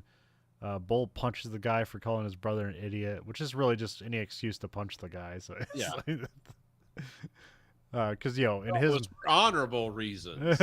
Oh, okay. Well, because in his mind, he's like, yeah, my brother is an idiot, but you can't say that. Only I can say that. Adcox calms him down, and he mentions about him like, do you want to be a lieutenant for life? Which I guess is actually like him pointing a finger at himself, because Adcox, like, it's like revealed later on that like Bull is his superior, and this guy's been on the force for like, I don't know, 40 years. Yeah, he's been around a while.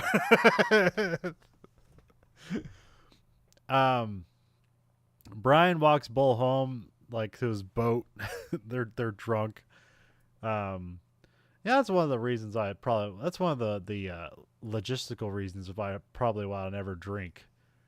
It's like, how do you get home and where do you leave your car and like all that stuff. It's like, it's a problem. Yeah, what if you just don't drink and that's not a problem? Well, now you Uber there. Yeah.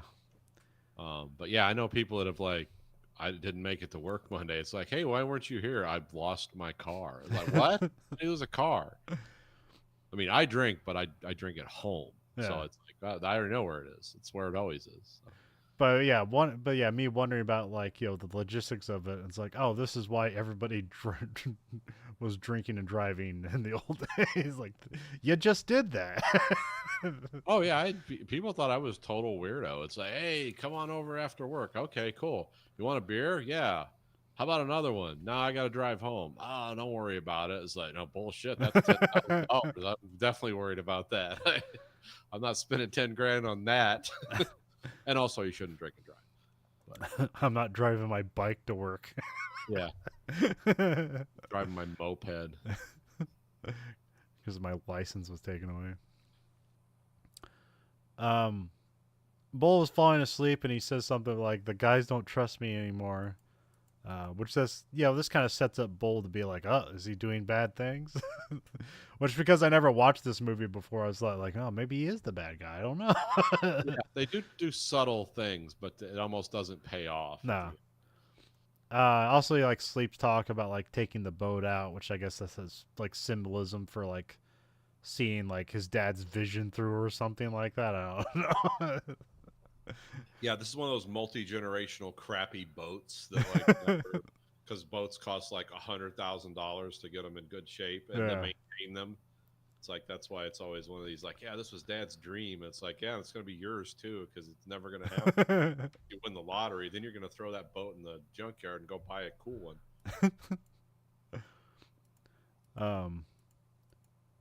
That's why like rich people don't have to dream. They can just be like, "Oh, do you have an interest in this? Well, let's just follow it through to its final conclusion." Yeah. Whereas like poor people have to dream because it's never gonna happen. It's just like the guy who builds the same hot rod car for 20 years. Yeah. Like the guy who like has a '69 Camaro and buys like a $2,000 piece every year. Yeah. And at the end of his life, it's like, look at this car, and then he drops over dead. And he sell it promptly. It's like, okay, cool. That's nice. That has happened to many people. I know. It's like that's why Nathan builds models because that's why I build models. Yeah, the turnaround time is a lot cleaner and less expensive. Not that I know. There's a montage of fighting fires and training going on. We get a section where there's just like a chicken truck gets rolled over and the chickens get loose. Yeah. They're sawing people out of cars with just a big like circular saw, which you don't do that anymore because that would create sparks and blow things up. That's why that's why you have the jaws of life now, because it'll do it. Less sparks will happen when you use the jaws of life. Well, they also have those shears too. Oh, okay, like this giant metal shears. Yeah, it's like hydraulic shears that can cut right through the A pillar of a car and just peel the roof off. Yeah, firefighters have really cool and expensive tools. I remember I watched like I think it was an Adam Savage video about a halogen bar, and it's like, oh, this is amazing, and they're like $3,000. It's like, oh, they're not that amazing, so never mind. Yeah, I mean, I wanted one when I saw that, and then I priced one out. I remember on Forge and Fire they had to make one. Oh, yeah. They put it through firefighter tests, like they actually like went and did stuff, and the amount of time it took longer to make a sword than it did a halogen bar because it's like there's so many features and you have to temper it just right, and it's like, oh, those things were but it's so infinitely useful. It's like there's not a scenario you're going to face where this doesn't work. Yeah, and you can pair it together with an axe and like kind of like roll it off of each other, and you can basically break into anything in the world essentially with just those two tools. Unless it's like a pure metal safe and stuff like that. But anything wood and stuff like that, you can rip anything that a house is made out of or a structure, because you could even go at bricks with that. Yeah. But I mean, commercial industrial stuff, you can get through it too, because it's not necessarily that more sturdy. It's like I mean, you're not going through 2 feet of concrete, but anything else that's like a beam of something, like a wood beam or a metal beams, which aren't really that. Metal beams are fucking weird, man. They don't seem that more sturdy than than wood beams. Actually, they weigh less and hold more, but they do weigh less, so you can build things higher with them. Oh man, I have to climb around those things sometimes. It's like this stuff seems like it's gonna fall apart. I don't know how it's holding up a fucking building. It's just 4 pop cans rolled together. Yeah, essentially, yeah. Its strength is not in its individual; it's in its unified strength. Yeah, that's true. At least that's what they tell you in the brochures till the tornado comes. um, then there's a hose race that starts between the brothers. The race ends on the roof, and like they kind of circle around each other, like they're gonna like fight. And then like you see Bull's leg is bleeding from a fall, and then they kind of have like a moment of levity before they start before like Bull gets mad and makes Brian do some extra work.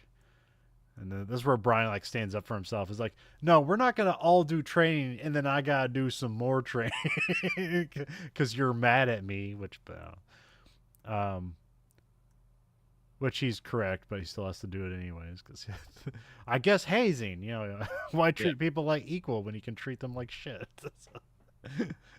That's your weeding out process. It's like let's make their gotta learn, or what do they call it? You gotta earn your stripes. Yeah. Gotta pay your dues. Yeah. I remember somebody told me that like 8 years ago, trying to get this job. One thing and say, "Oh, you gotta pay your dues to get those jobs." Like, I've been here 20 years. I paid all the fucking dues. Whoa, okay. Like, start with that. You think I just walked off the street? It's like, oh, okay, I didn't realize. Yeah, all right. Great. I got the job. Now I have to like deal with your imaginary world where everybody doesn't meet your qualifications. I think he honestly thought like I'd been hired recently. Oh, okay. Because everyone's in and out. You don't know who's who. Yeah. But don't try the crap. We're 5 years apart in age. Just because you look 30 years older, that's like your deal, not mine. Yeah. I run into those guys. I'm going to learn you something. So, you're not that much older. We cut to there's a house fire. There's a lady screaming that her baby is upstairs. So Brian runs in the house with Bull. The fire is basically supernatural here. This makes a lot of like breathing and like like supernatural sounds and stuff like that. It's like a demon fire. I mean, it sounds cool, but it is ridiculous. Oh yeah, if you heard that stuff in real life, you'd be like, "Yeah, sorry, man. You have a demon in the walls." Well, even here, like the fire closes a door. Yeah. And then the door starts bulging outwards. It's like, It looks like something out of The Exorcist. Yeah, like, what's going on here? And then Bull just opens up the door, and they like stand to the side of the door, and they let the fire blow out. Which I guess works in some instances. I know there was that famous. Oh, was it? Like the IRA threw a bomb in a bank building, and like they stood between like the concrete pillars, and like it blew out the windows, and they were totally fine. Yeah, you can do that. I mean, I wouldn't try it myself, but I guess if you don't have a choice, if you don't care about your hearing, it'll work. If you want to bomb people and be close to them, I guess that's a way to make it happen. Yeah, one way to no one to do this. They can't get away unless they stand behind those pillars. And also, like glass, you better hope glass doesn't get into your eyes, especially glass dust, which is really nice stuff. Bull holds his breath and runs into the room, which there's a constant thing where it might have been even the first scene where like Brian puts his mask on, and Bull's like, "You got to save your oxygen." So I guess this is an antithesis to what you're talking about, because in this movie it's like almost nobody's wearing their oxygen mask except for the rookies. So. Well, there's the reason they do that is because you can't film effectively. Yeah, you can't see the actor's face and stuff like that. So that's the only they do, because they do have like consultants on the movie, and they're like, "Yeah, these guys would never actually do this." Yeah, but we got to film them, so yeah. Because like I said, when that guy used the analogy of like, yeah, sometimes you can go into a room and nothing's on fire, but the ambient air temperature is like 500 degrees. Like, you got to have that mask on just so you don't burn your lungs out. It's like or your eyes can get like parboiled. Yeah. Your eyes are like so liquidy. Like, if that gets hot in any way, you're just going to lose your vision. It's like, so many ways to die in that job. So yeah, Bull runs in, but then Brian he holds off for a moment, but then he tries to run in, but then the the fire bursts out, and he just gets blown back by the fire. He thinks his brother died like his dad, but then there's like a couple of moments more as like the other guys rush in, like Bull runs out with the kid in his hand in a heroic slow motion. So, this is him. This is like him basically him seeing his dad, but like now things worked out in a way. And then we kind of have the after action moment where he's talking to his brother, and basically like Brian's like, it's like, yeah, man, like I held back, man. Like I'm not like you. I can't do this job. And then of course Bull's trying to be like caring in some ways. Like it's okay. You'll get it next time. But then Brian keeps being pissy. He's like, all right, fuck you. You're not doing this job. So, and then just Brian seemingly quits the force, which which I guess you can do this in the 90s. You just quit things and then come back to the job just voluntarily. There's no paperwork. It's like it was a workers' market back then. You could quit one thing. Yeah, it's a right to work state. It's gonna walk away from its pension and all that. Yeah. So he next day. Oh wait, no. Brian calls up Jen looking for that job offer, and he's like drunk, and then she's like, "Yeah, we'll work this out." So we get the next day. He shows up in a suit at Shadow's office. Shadow's like berating a different probie for like trying to be a hero. Apparently, like he like busted a window open to get some like air into the place, and apparently he was staining a pool of gasoline and the place got lit up or something like that. I don't know. He made it sound like he should be dead, but apparently he ruined a crime scene. I don't know what he's yelling about really here. It seemed like there's danger all around and there was no correct answer, but it's just him yelling at a guy for ruining his crime scene, which I don't know. That's kind of weird. Like for an arson investigator, it's like your crime scene's always ruined. Like you only look at ruined crime scenes. Yeah. Arson has a way of cleaning up the crime scene. Like, hey, don't contaminate the scene. It's like it's ash. Brian introduces himself as Shadow's new assistant, but Shadow just like waves him away for the moment. So he's like kind of standing out to the hallway, and here where you see like Shadow changing his shirt, and like here's where you notice he has like burn scars all over the back of his body. Not on his face, so yeah. He just wrapped that fireman's coat around his face, and that's where all the burns went. So, I don't know, or maybe he had a heavy duty helmet on. I did see this.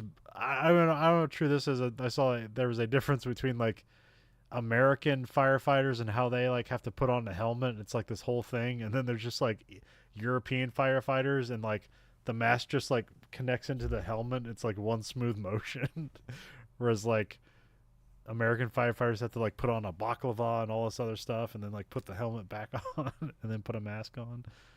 I'm not sure. I didn't know there was a big difference. I don't know. Maybe the Americans have that one too, and maybe they're just showing off like old stuff compared to new stuff. But, the internet wouldn't lie to you like that. Oh wait, no, he does have. I know. Oh wait, no, I'm looking. So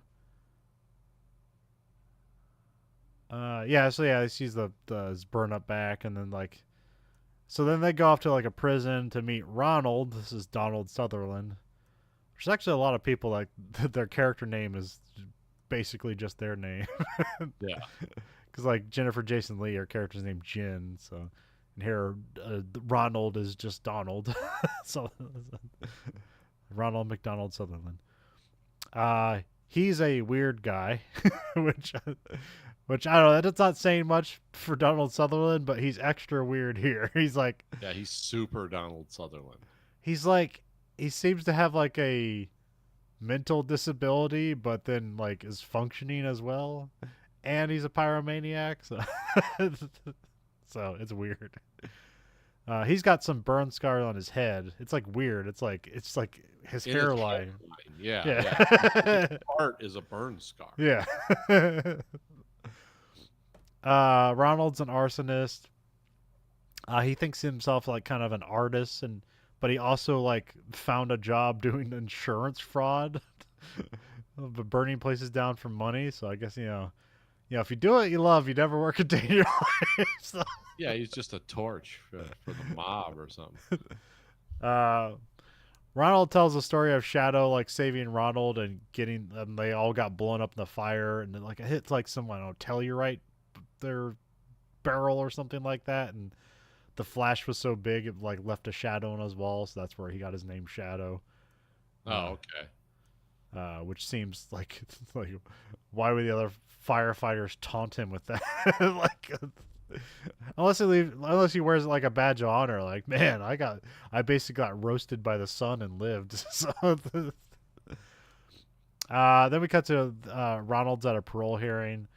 Ronald is saying that he's rehabilitated. Shadow doesn't buy it, and he just gets up and shows him a burnt doll and asks him like what he did to the girl. And then like Ronald just says he wants the world to burn, which like, well, that doesn't sound good. So I guess you're not getting out today. So, then we cut to there's like some architect walking around like a broke down movie theater or something. And then we see some smoke go under the door, just like it's just kind of billowing backwards into the door.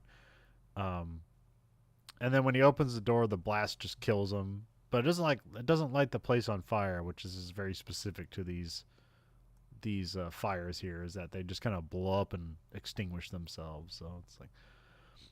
Then we cut to the firefighters and arson team are on the scene there. Shadow talks into like a walkie microphone recorder. And then he like kind of stops it and he like talks to himself and he's like trying to find the point of origin. It's like, where'd you start? Where are you? um, Here, Shadow explains Backdraft as being like a fire that's like running out of oxygen, but then like it's still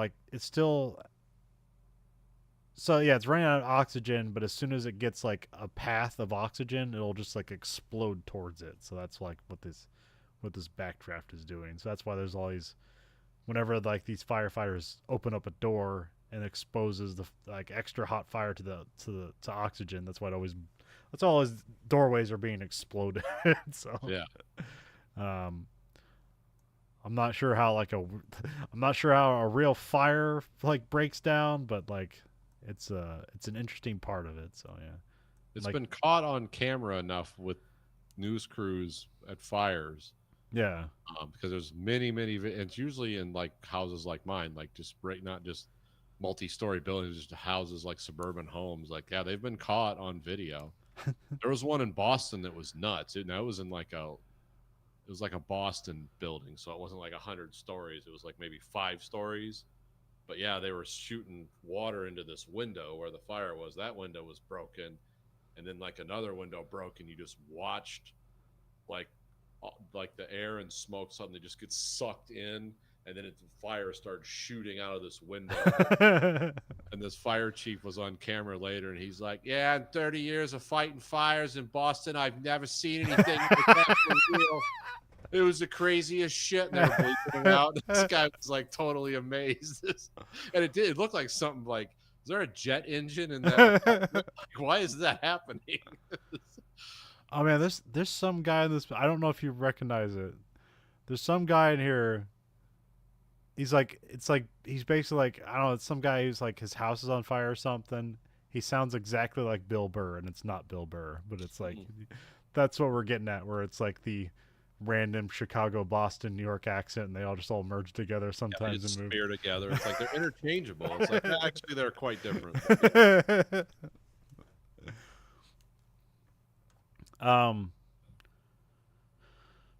Then we cut to the autopsy room. Here we have Clint Howard plays the pathologist. So he's like Ron always puts his brothers and I don't know most of his movies and also a lot of stuff he produces.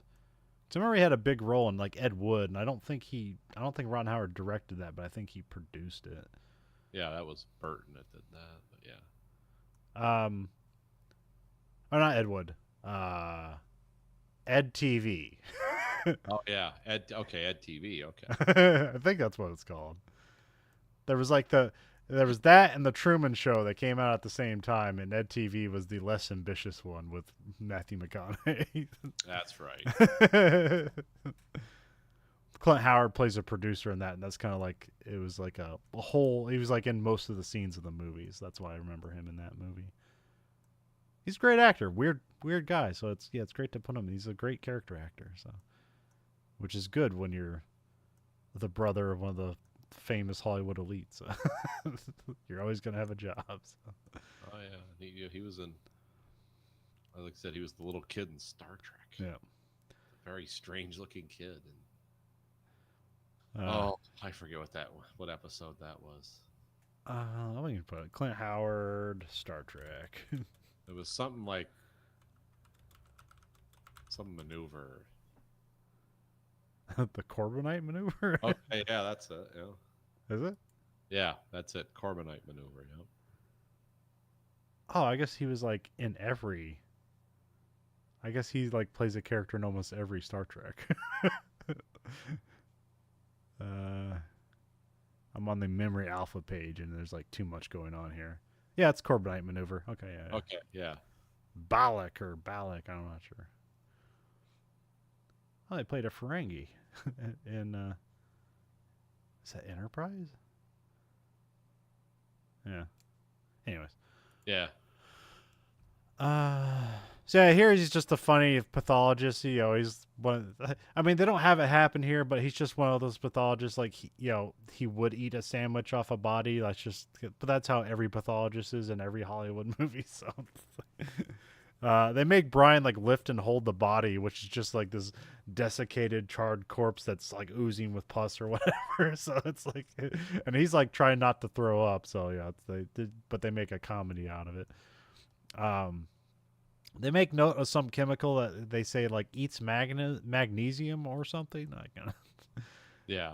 Then we that. Yeah.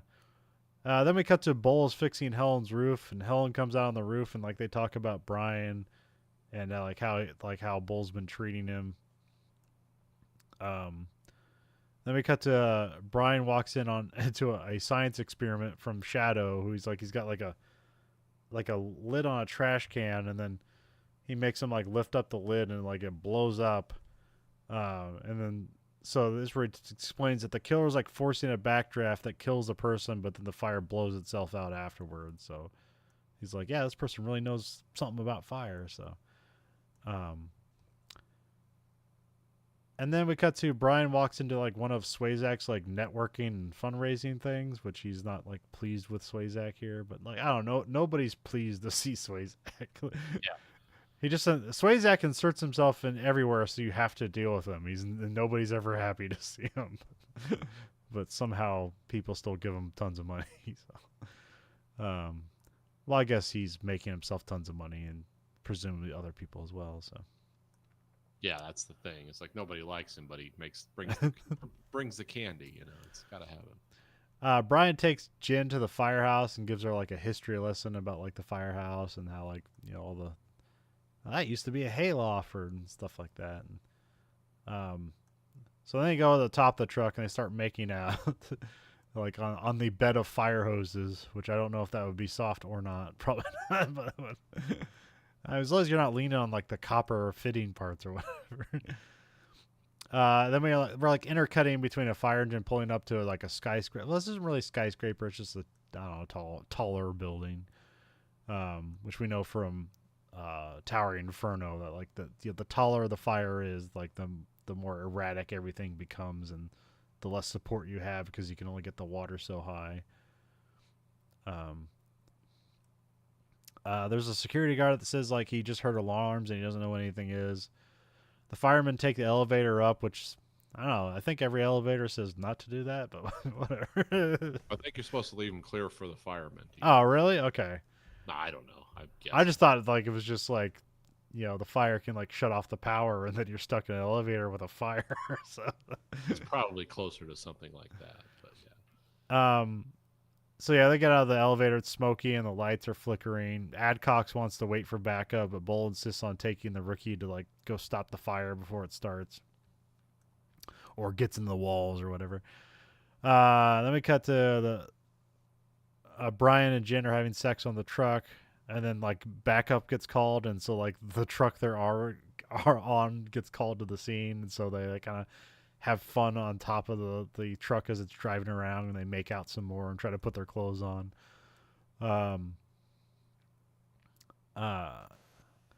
Then we cut to there's a smoky door that Tim goes to break open, and here he gets blown up by the backdraft.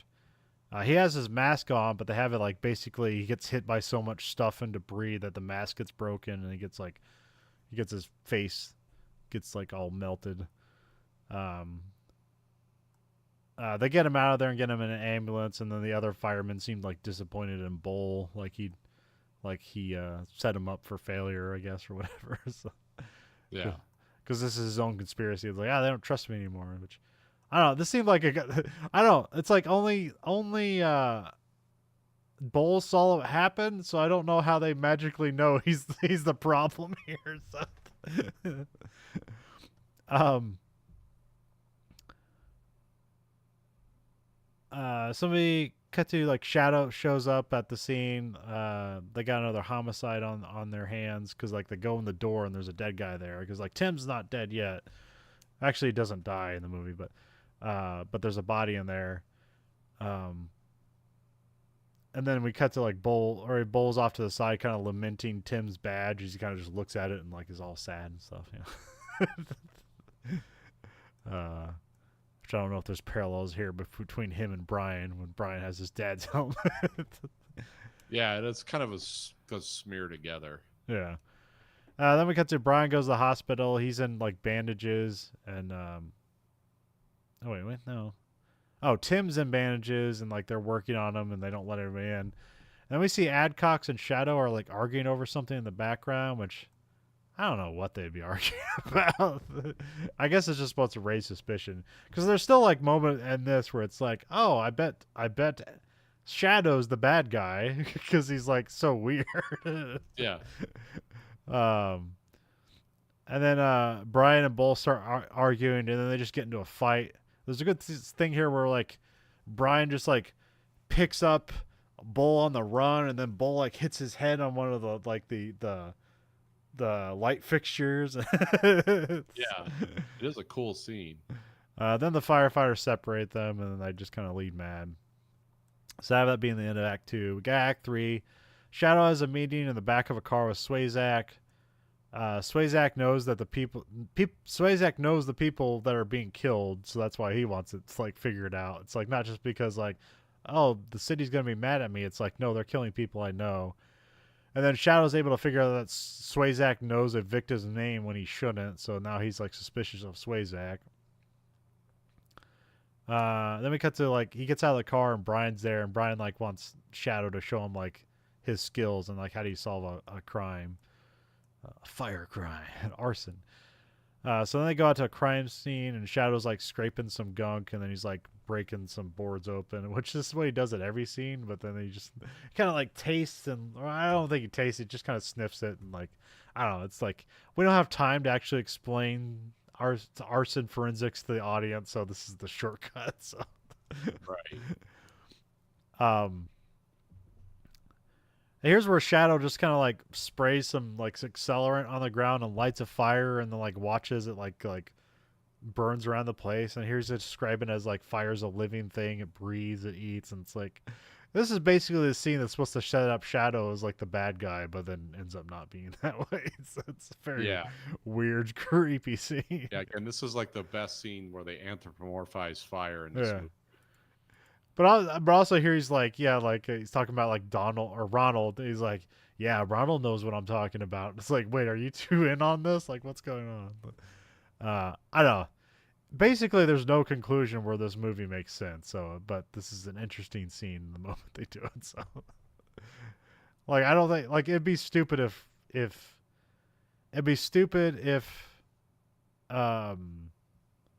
Shadow was setting the fires, right? Or would that be more interesting than? No, it'd be stupid. Okay. Because it wouldn't have anything to do with any of the main. It was just this introduced like 2/3 of the way into the movie, and I think he's had maybe a page of dialogue. Yeah. So it'd be like, oh, this out of the blue guy did this. Then we cut to it's night. Bull shows up at Helen's to drink and be sad. Bull sads his way into bed with Helen. Then it's morning, and Sean and Bull are making breakfast. That's his son, which is his like who will be the main character in Backdraft 2. Not the actual actor, but just the character. So, Right. um, Helen takes Bull to the side and makes it clear that like they're not back together, which this makes Bull sad because he's like thinking like, hey, maybe things are on the up and up. It's like, no, you're just gonna confuse the kid. So then Bull says goodbye to Sean and leaves. He's like, yeah, I forgot I have to work today. And the kid's like throwing eggs and like jelly in a pan and like say they're making breakfast for mom. It's like, Yeah, the typical like 90s. Breakfast for mom, just throw a bunch of shit in a pot. I was like, great. You've mastered the skills.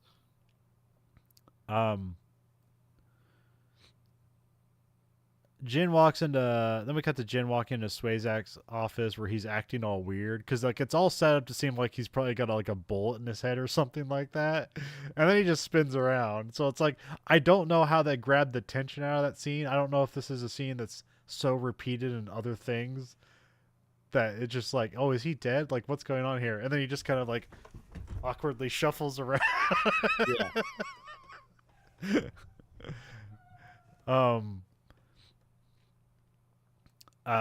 But yeah, he's acting weird here, which again, like that's what they do in this movie. It's like when you want to throw suspicion on somebody, just have them act weird for a moment. So, which now we have like 3 people acting weird, so there's 3 potential 3 potential culprits. And so yeah, she sees something on his desk, so it's like about an investigation, so she knows like he's bad. And so the next scene, she's bringing some evidence to Brian. The next scene, Brian brings that evidence to Shadow, and like he puts together that like they're cutting Firehouse funding and turning it into real estate ventures to like make a bunch of money. They're basically building apartments on top of the old firehouses they're closing down. Yeah, and then like, but here then they reveal that like all the people getting killed are like the finance wizards in on this whole scheme. So they go to Swayzak's house. They find the gases unhooked from the furnace and just spraying around. And then a masked figure comes in and tackles Brian and knocks him out. Shadow gets Swayzak and Brian out of the house before it blows up from the gas line. Well, also like yeah, during the fight with Brian and the masked guy, like he gets him shocked in like the outlet that he rigged to like start the fire or something like that. So like that's gonna be a clue later on. Yes, this outlet is basically arc flashing for like a whole minute. It's like, Okay. oh, another fuseless home. It's just the main line right into the power. I also like so like yeah, the house blows up and like Swayzak and Brian seem to be fine, but Shadow like gets his shoulder impaled on a fence post. Well, it's weird because like the scene's played out like, oh, he's gonna die, and then it's like, nah, he's just heavily injured. So Like he's just like held on the wrought iron fence. He's like, hey, I've got a problem here. They kind of pan over, and there's like a piece of wrought iron sticking out through his shoulder. But like it looks like one of those like quad like arrowheads. Yeah. It's like, oh, that's gonna hurt coming out, but maybe they cut it off, you know. Then we cut to the hospital. Shadow's in the hospital, so he's fine. They see Swayzak on TV where it's like he's getting sympathy for because he's like, somebody tried to kill me or whatever. But Shadow's more mad that he can't figure out the puzzle in his head about like who's doing this.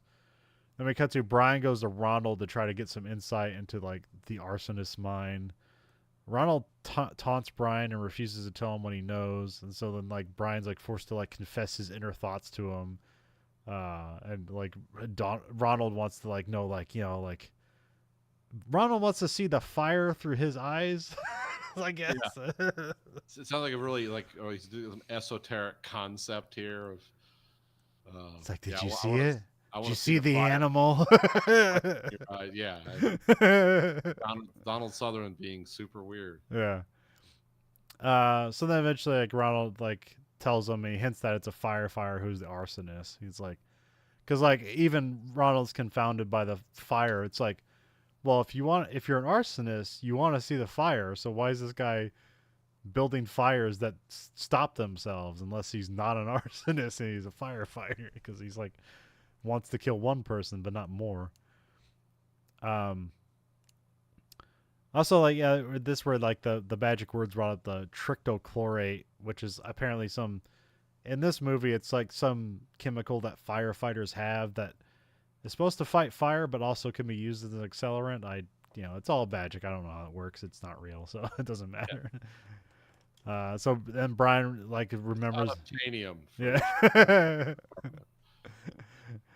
Brian remembers like seeing it on the boat of Bull's boat, so he goes to the boat and finds the trictochlorate, and then Bull shows up, and so he's all weird because he's basically acting like, oh, it's like I need to get out of here or something like that, like I'm gonna sell the boat and like being all weird, and then when Brian leaves, like Bull like looks at the chemical and it's like, oh, did he find me out? But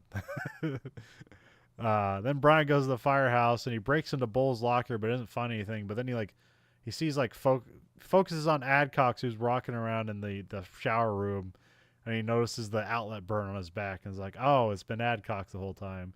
And so they kind of like face each other but don't speak. So you don't. Then there's another fire call, and then Bull shows up knowing that Adcox is up to no good, and so he says he's going to handle it. Adcox looks menacing from the upper window, and then Adcox like slides down the fire pole and hops in the truck, which I thought he was just stealing the truck to like run away, but no, he's just going to the call. Yeah, they literally do a scene with Scott Glenn where it's like when you hold a flashlight under your face to look menacing. It's kind of a shot like that. Yeah. And it's like off to fight the fire at the chemical plant. Brian suits up and hops in a different fire truck. So like Adcox and Bull are in one fire truck, and then Brian's on another. And then on the way to the scene, Brian's truck like swerves and flips over. Yeah, they miss a taxi or something, or a car. Yeah. They like avoid a car and then hit like a dune of rocks or something like that, and it flips the fire truck over. Which I guess the production like ended up like they're building up a bunch of fire stuff became like free stuff for the fire department, but I guess they were bummed about this because they had to total this fire truck once they flipped it over. Oh, yeah. They aren't meant to do that. But yeah, where they crashed, they're actually not far from the scene, so Brian's just able to run his way over to the fire. It's a chemical fire in an industrial building, so they're just we're gonna have like the coolest fire happen. Yeah, it's the best fire ever. Brian makes his way to the roof where they show that like the tar is boiling. It's like, okay, yeah, that's unsettling. That would be scary to see. He comes across Adcox. Adcox is talking about how he saw like Swayzak's files and interpreted that like Swayzak was killing firemen for money. Which isn't incorrect, but it is his actions are. It's a stretch. It's how he saw these files is like, you just hanging around City Hall. Well, he said like his not like his aunt or somebody like Betty. She showed me the files. Oh, okay. But we don't know who Betty is, and this all comes out of nowhere. It's like, but we need like. We need somebody to embody like the villain at the end of the movie other than just fire, so that's what happens here. The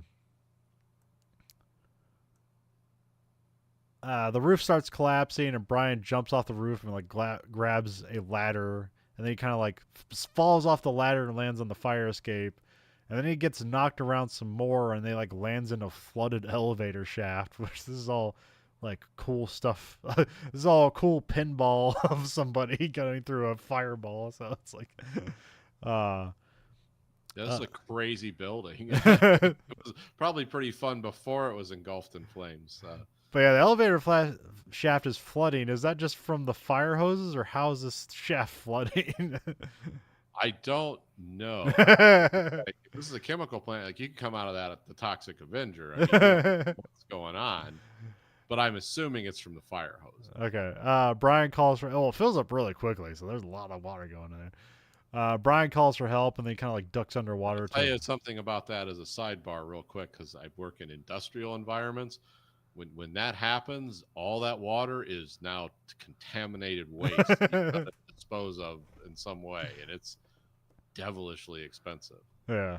I've seen we got the fire department out here. Some part of the building caught on fire, turned into a $2 million disposal deal really fast. Like, wow, really? They're digging up all that ground? Yeah, they have to, because some kind of machining thing caught on fire, and they were spraying fire into that, and the insulation around it and everything, and it all got on. It sprayed oil all over the ground and stuff, and it's like, yeah, they had to dig up 12 inches of soil and put it in bags and bury it somewhere. It's like, wow. You're acting like a nuclear reactor went off. It's like, might as well. I guess like cutting oil and motor oil and gasoline, if it gets in water, if it gets in your water supply, it's like ruined. Yeah. It's you can't. Our wastewater systems don't filter industrial petroleum waste out. So it's like dumping oil and water is like a huge deal. Like, you can't do it. So, and of course we live around the Great Lakes too. So that's,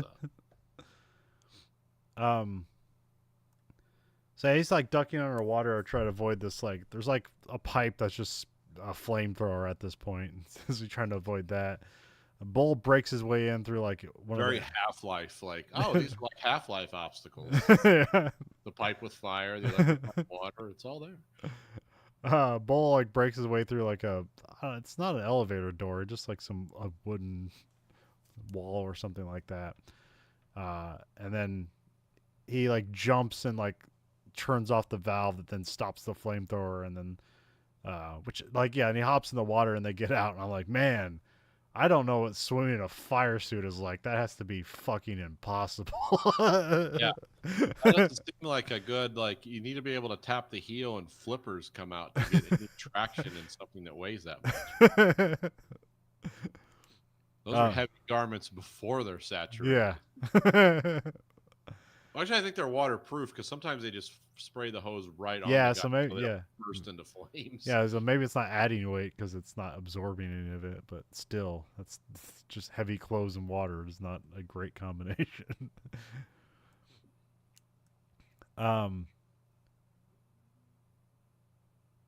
So yeah, they're making their way out, but like through the middle of the building, and so like, you know, they're going through the exploding barrels. They're just flying up into the camera. This all looks really cool, and like they'll never do this probably ever again. Yeah, no, this is too dangerous. Not without CGI, because remember, like, CGI existed at this time, but would not be good enough to do this fire. And like, no, this was like really going on. Yeah, this is all practical stuff, and I don't know if some of it might be miniatures and stuff involved, but in this moment, it's all just, you know, real time, real people, real fire. All. I think looking at this, being as this is like the centerpiece of the movie, this scene right here, what I was seeing was like stunt actors, actual explosions like going on like up close, but like when you pull back the camera, like that's all like grafted in later. Yeah. I don't think they're actually in a room just engulfed in but it sure looks like it. Yeah. It's really cool. Well, I mean, a lot of the actors did these stunts, so these things really seem like, oh, they didn't get the stunt, they didn't get the actors to do that. That's a stunt man. A lot of times, it's just the actors. So yeah. Because I guess whoever has the power about listing who are the stuntmen in a movie, they listed Kurt Russell, William Baldwin, and Scott Glenn here as stuntmen in the movie. Yeah, probably worked. Because that's fire, but that could ruin your career. Like, that's dangerous. Like, people will be sympathetic, but they're not going to hire you again if you flame off your face. Yeah, look at Michael Jackson.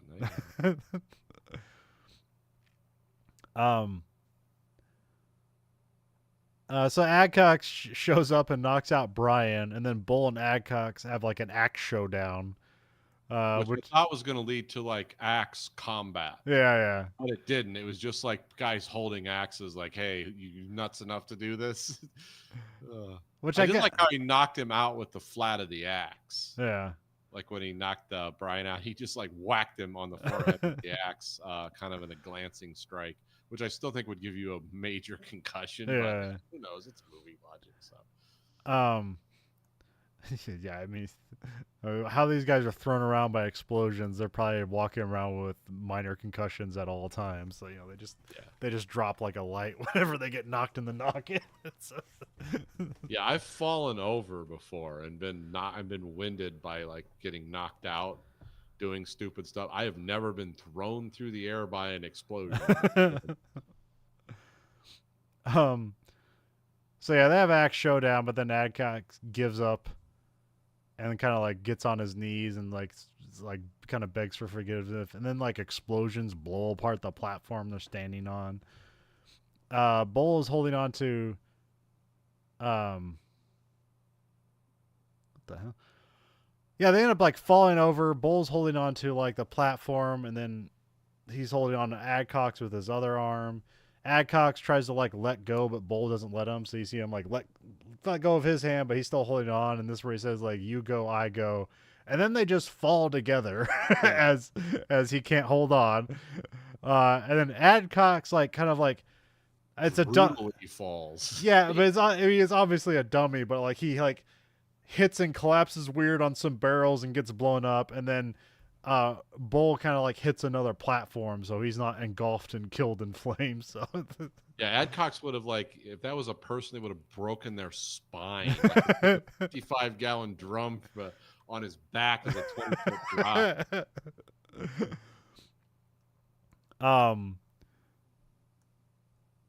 But I thought I forgot. I mean, it was a spoiler, but I was like, well, Bull's dead. Yeah. He survive a fall like that onto metal. It wasn't, in the movie, so. Yeah, Brian makes his way to Bull, and then they see Bull has a deep wound, which at first I didn't like, where's the wound? I didn't know. But he basically got a gut shot. It's a good old movie gut shot with a just a rebar exposed bar or something going through you. So it's like, yeah, because like when they show it, it looks like it looks like something black with like those bulba tapioca balls on it. Like what's going on here? So, I mean, it didn't look good, so I was like, okay, it's internal something, but but it wasn't like those little pieces that's fat cells. um.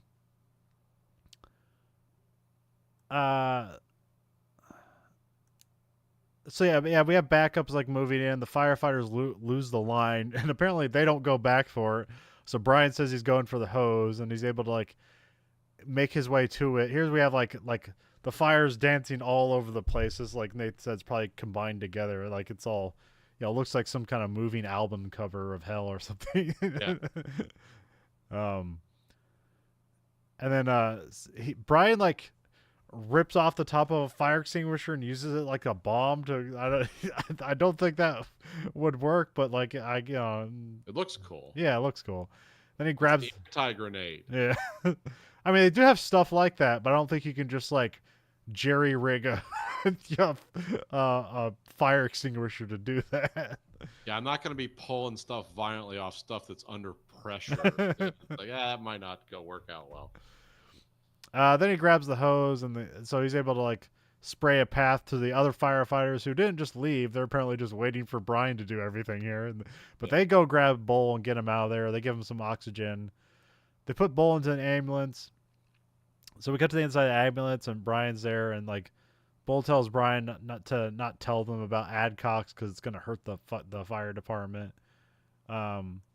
Which it seems like I don't know what the response was on it. It seemed to be like, even though this puts some firefighters in bad light, that firefighters like this movie, or at least they wanted to be in this movie because there was a bunch of volunteers for this movie. Oh yeah. So, well, even the guy doing the horrible stuff was not doing it for purely selfish reasons. No, it wasn't. but he was just doing really evil. Like killing people's wrong, Yeah. especially when you can, like I said, drop a dime to the Chicago Tribune. It's like, hey, the sleazy alderman, guess what? He's a sleaze, and this is why. And I would, if I was a fireman, I would rather do that than burn people alive, even Yeah. if they were doing bad stuff. But it would be an interesting story if Adcox was on the phone and it was like all the president's men. That wouldn't be a good fireman story. Norman Jewison's Backdraft. Bull's eye is bleeding. This doesn't look good. He's dying. And then he eventually just flatlines and dies. And we cut to it's a parade funeral for Bull and Adcox, presumably, even though he's like, well, he's the bad guy, but we're not going to tell anybody. You're just like the police. We're going to cover this all up. That's one of those cool, like New York, Chicago, like Irish, like funeral processions where they're playing bagpipes and stuff. And yeah, here's where they got so many firemen that they have like different uniforms that they like shoved all the guys to the back that had like different uniforms because they had so many firefighter volunteers to be in this movie.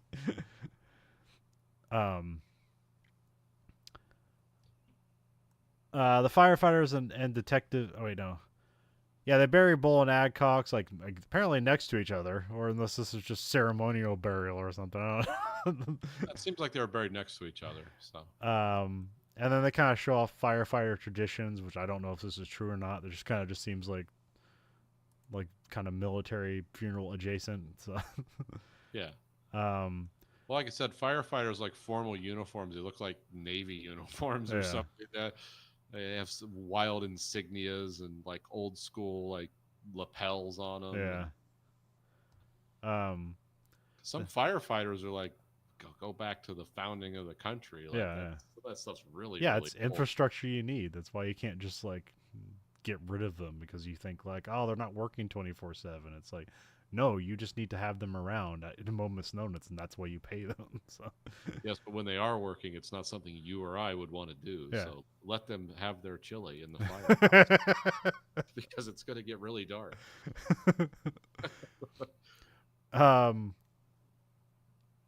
The firefighters and detectives show up at a press conference with Swayzak, and they confront him with his embezzlement and corruption or whatever, which you assume like everything's going to take course and he'll get his, but we don't see that here. Then we cut back to Brian. I think is he just in front of the lockers, or is he in front of his brother's locker here? I think it's his brother's locker. Okay. That was also implied may have been his father's locker. Oh, okay. Yeah, that makes sense. I kind of put that in there. I don't know if that's true, but I think it is. I mean, I guess it'd be good, like book ending if you did, because like the movie kind of starts at the lockers and ends at the lockers. But yeah, there's a call that comes in. Of course, at this point, like he's left the force and now he's an investigator. But he joins the call. He puts on his suits up for the call, and it's seemingly that like, okay, now he's a firefighter. He's done what he needs to do. Now he's a hero, and he's gonna do what his brother does. And so they have Brian kind of like helping out a new firefighter as he's putting on his gear wrong the same way he did or whatever. It's like, you're gonna kill yourself if you put it in that way, which I'm like, man, they should make these things more like more naturalistic or like self-evident rather than you can do it wrong as easily as you can do it right. So. If you do it this way, the fire gets inside your body. Like, huh? That shouldn't be a feature of this at all. Then we got a flying shot of the fire trucks as they're moving along. The camera pans up and it reveals like this smoke streaking across like the whole city. It's like, well, that's gonna be a bad fire. And then we get titles. There are over 1,200,700 active firefighters in the U.S. today. That's it. End of movie. So, which surprised me. I thought there'd be more. Yeah. But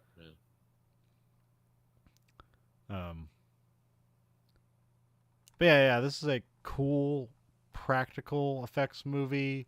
It's got a good cast, and it's got like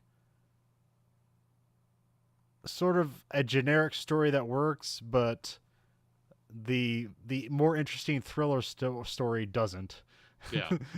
What you're hoping for doesn't, but the firefighting in the movie just is such a wow factor that you're like, yeah, okay.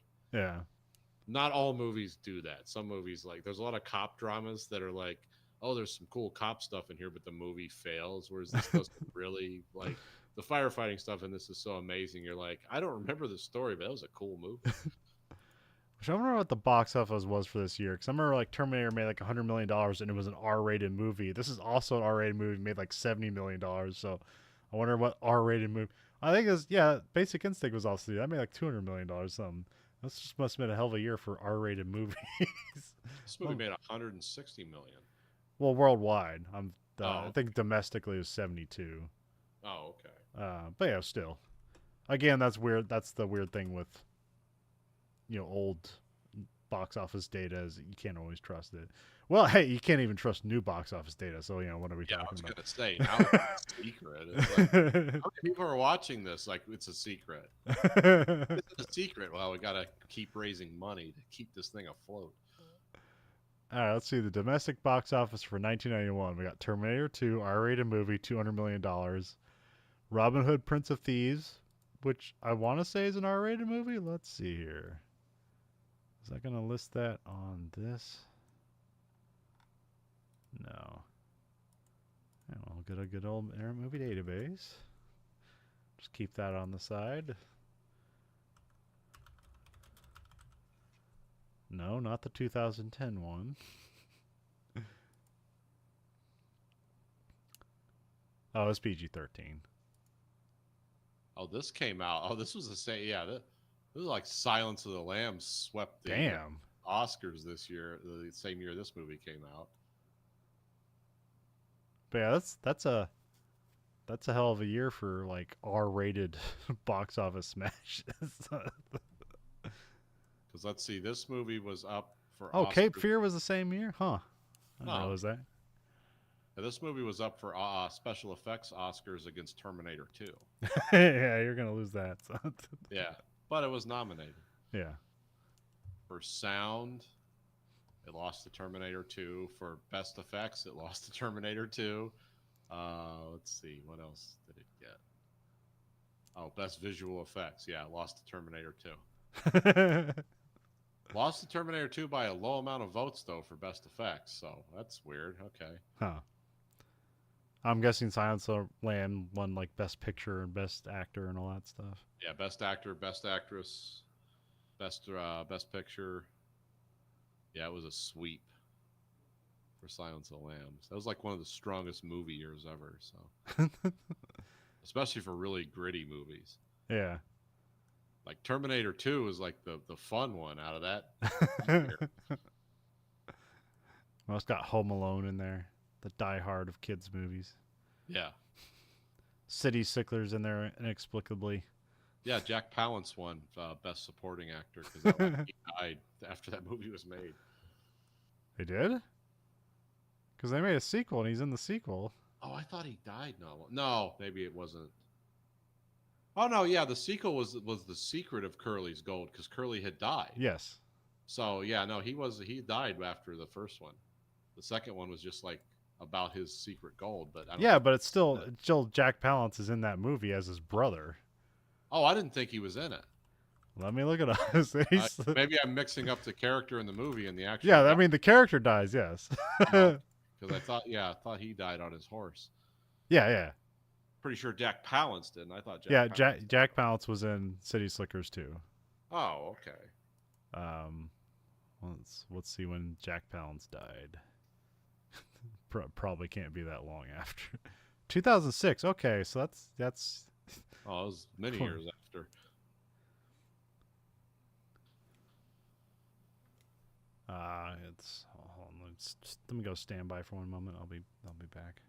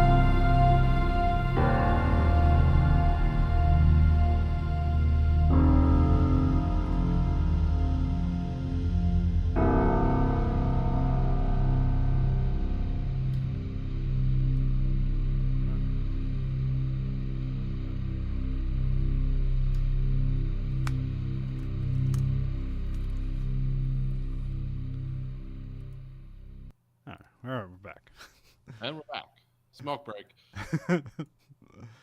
City Slickers 2, The Legends of Carely's Girl. Yeah, yeah.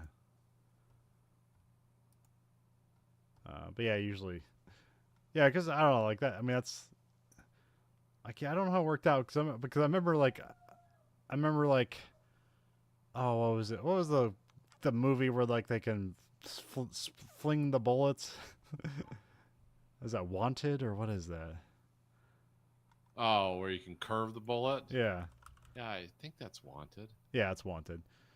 Like that, like the time that movie came out, that was like the #1 R-rated movie of all time, and then it was surpassed by Deadpool. Oh, So, okay. which that's like nearly 15 years off from this. So it's like, yeah, R-rated movies, there is a ceiling, but so like whenever that's why there aren't many R-rated movies, at least not big R-rated movies, because they can't make their money back. So Yeah, just can't get the audience. of course, nowadays they do have clever ways of making PG-13 movies that are actually like seem more violent than R-rated movies, but you have to be very like clever about it. So Yeah. You can't have camera on violence. It's got to be like implied yeah, or shot very quickly. um, yeah. I always had a scene in my mind of I'm not sure, like it'd probably be an R anyways, but have like a kind of a weird kind of like hallucinatory shootout where where like everyone seems fine, they're standing around, but they're covered in blood, and then the scene is done in reverse where like the bullets come out of the people and go back into the guns, and then by the end of the scene everybody's fine but everybody's dead. They died of psychic bullets. um and then but yeah, I don't know. Russell kind of had a weird 90s career Yeah. because like there's another podcast I was listening to. They talked about Captain Ron. I remember liking that movie, but it's like not a good movie. He's good in it, but it's not good. Yeah. Uh, and then, yeah, I can't remember. Like, I don't know. Kurt Russell's always great in everything he does. He kind of had a resurgence in like the 2000s. I don't know. He was like Did you know they did like a TV show about like all the Godzilla verse stuff, all the monster verse stuff, and like he's in it. A Monarch or whatever? Oh, is that what the yeah, yeah. I didn't know he was in it. Yeah. I think so. I think I saw mom and dad watching at some point and it's like, what's this Kurt Russell thing? um cuz I know that like that new uh Godzilla and King Kong movies out, but like it doesn't look good to me. But I don't know. It seems to be. I guess it's doing. It'll probably be huge at the box office. Yeah, Monarch: Legacy of Monsters. Yep, he's in that. He's in that show. So, which I think that's on Netflix. I don't know. Apple TV. Apple TV. Okay, that seems even weirder. Yeah. Because I think Warner Brothers puts out those. Oh wait, no, that's a Legendary thing. Never mind. Legendary's kind of like they went all in on movie production like a few years ago, and it must be working, or it might be the last breaths. I don't know. You never know.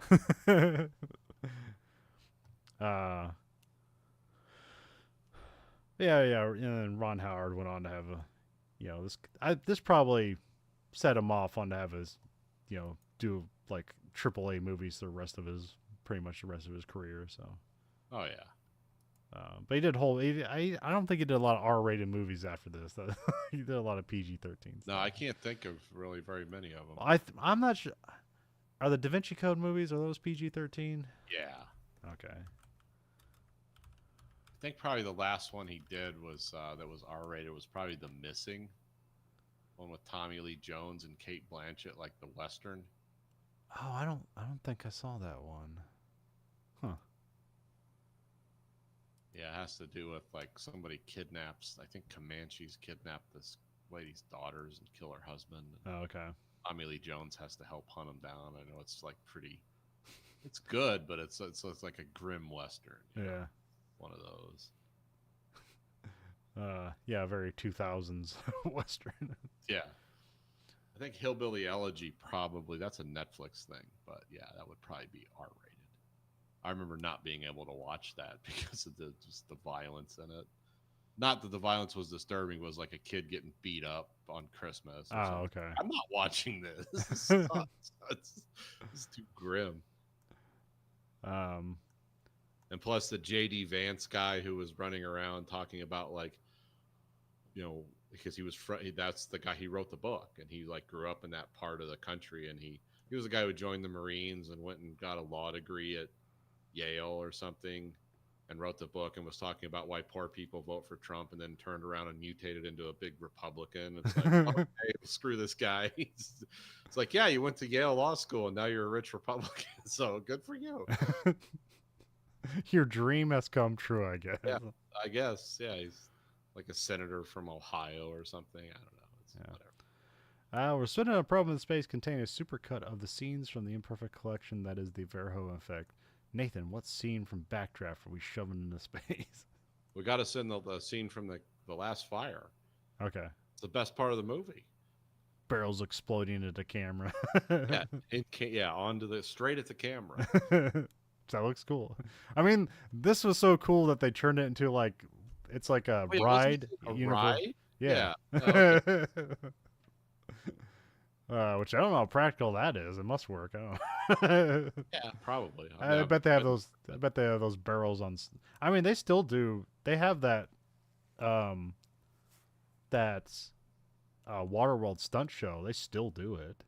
Yeah.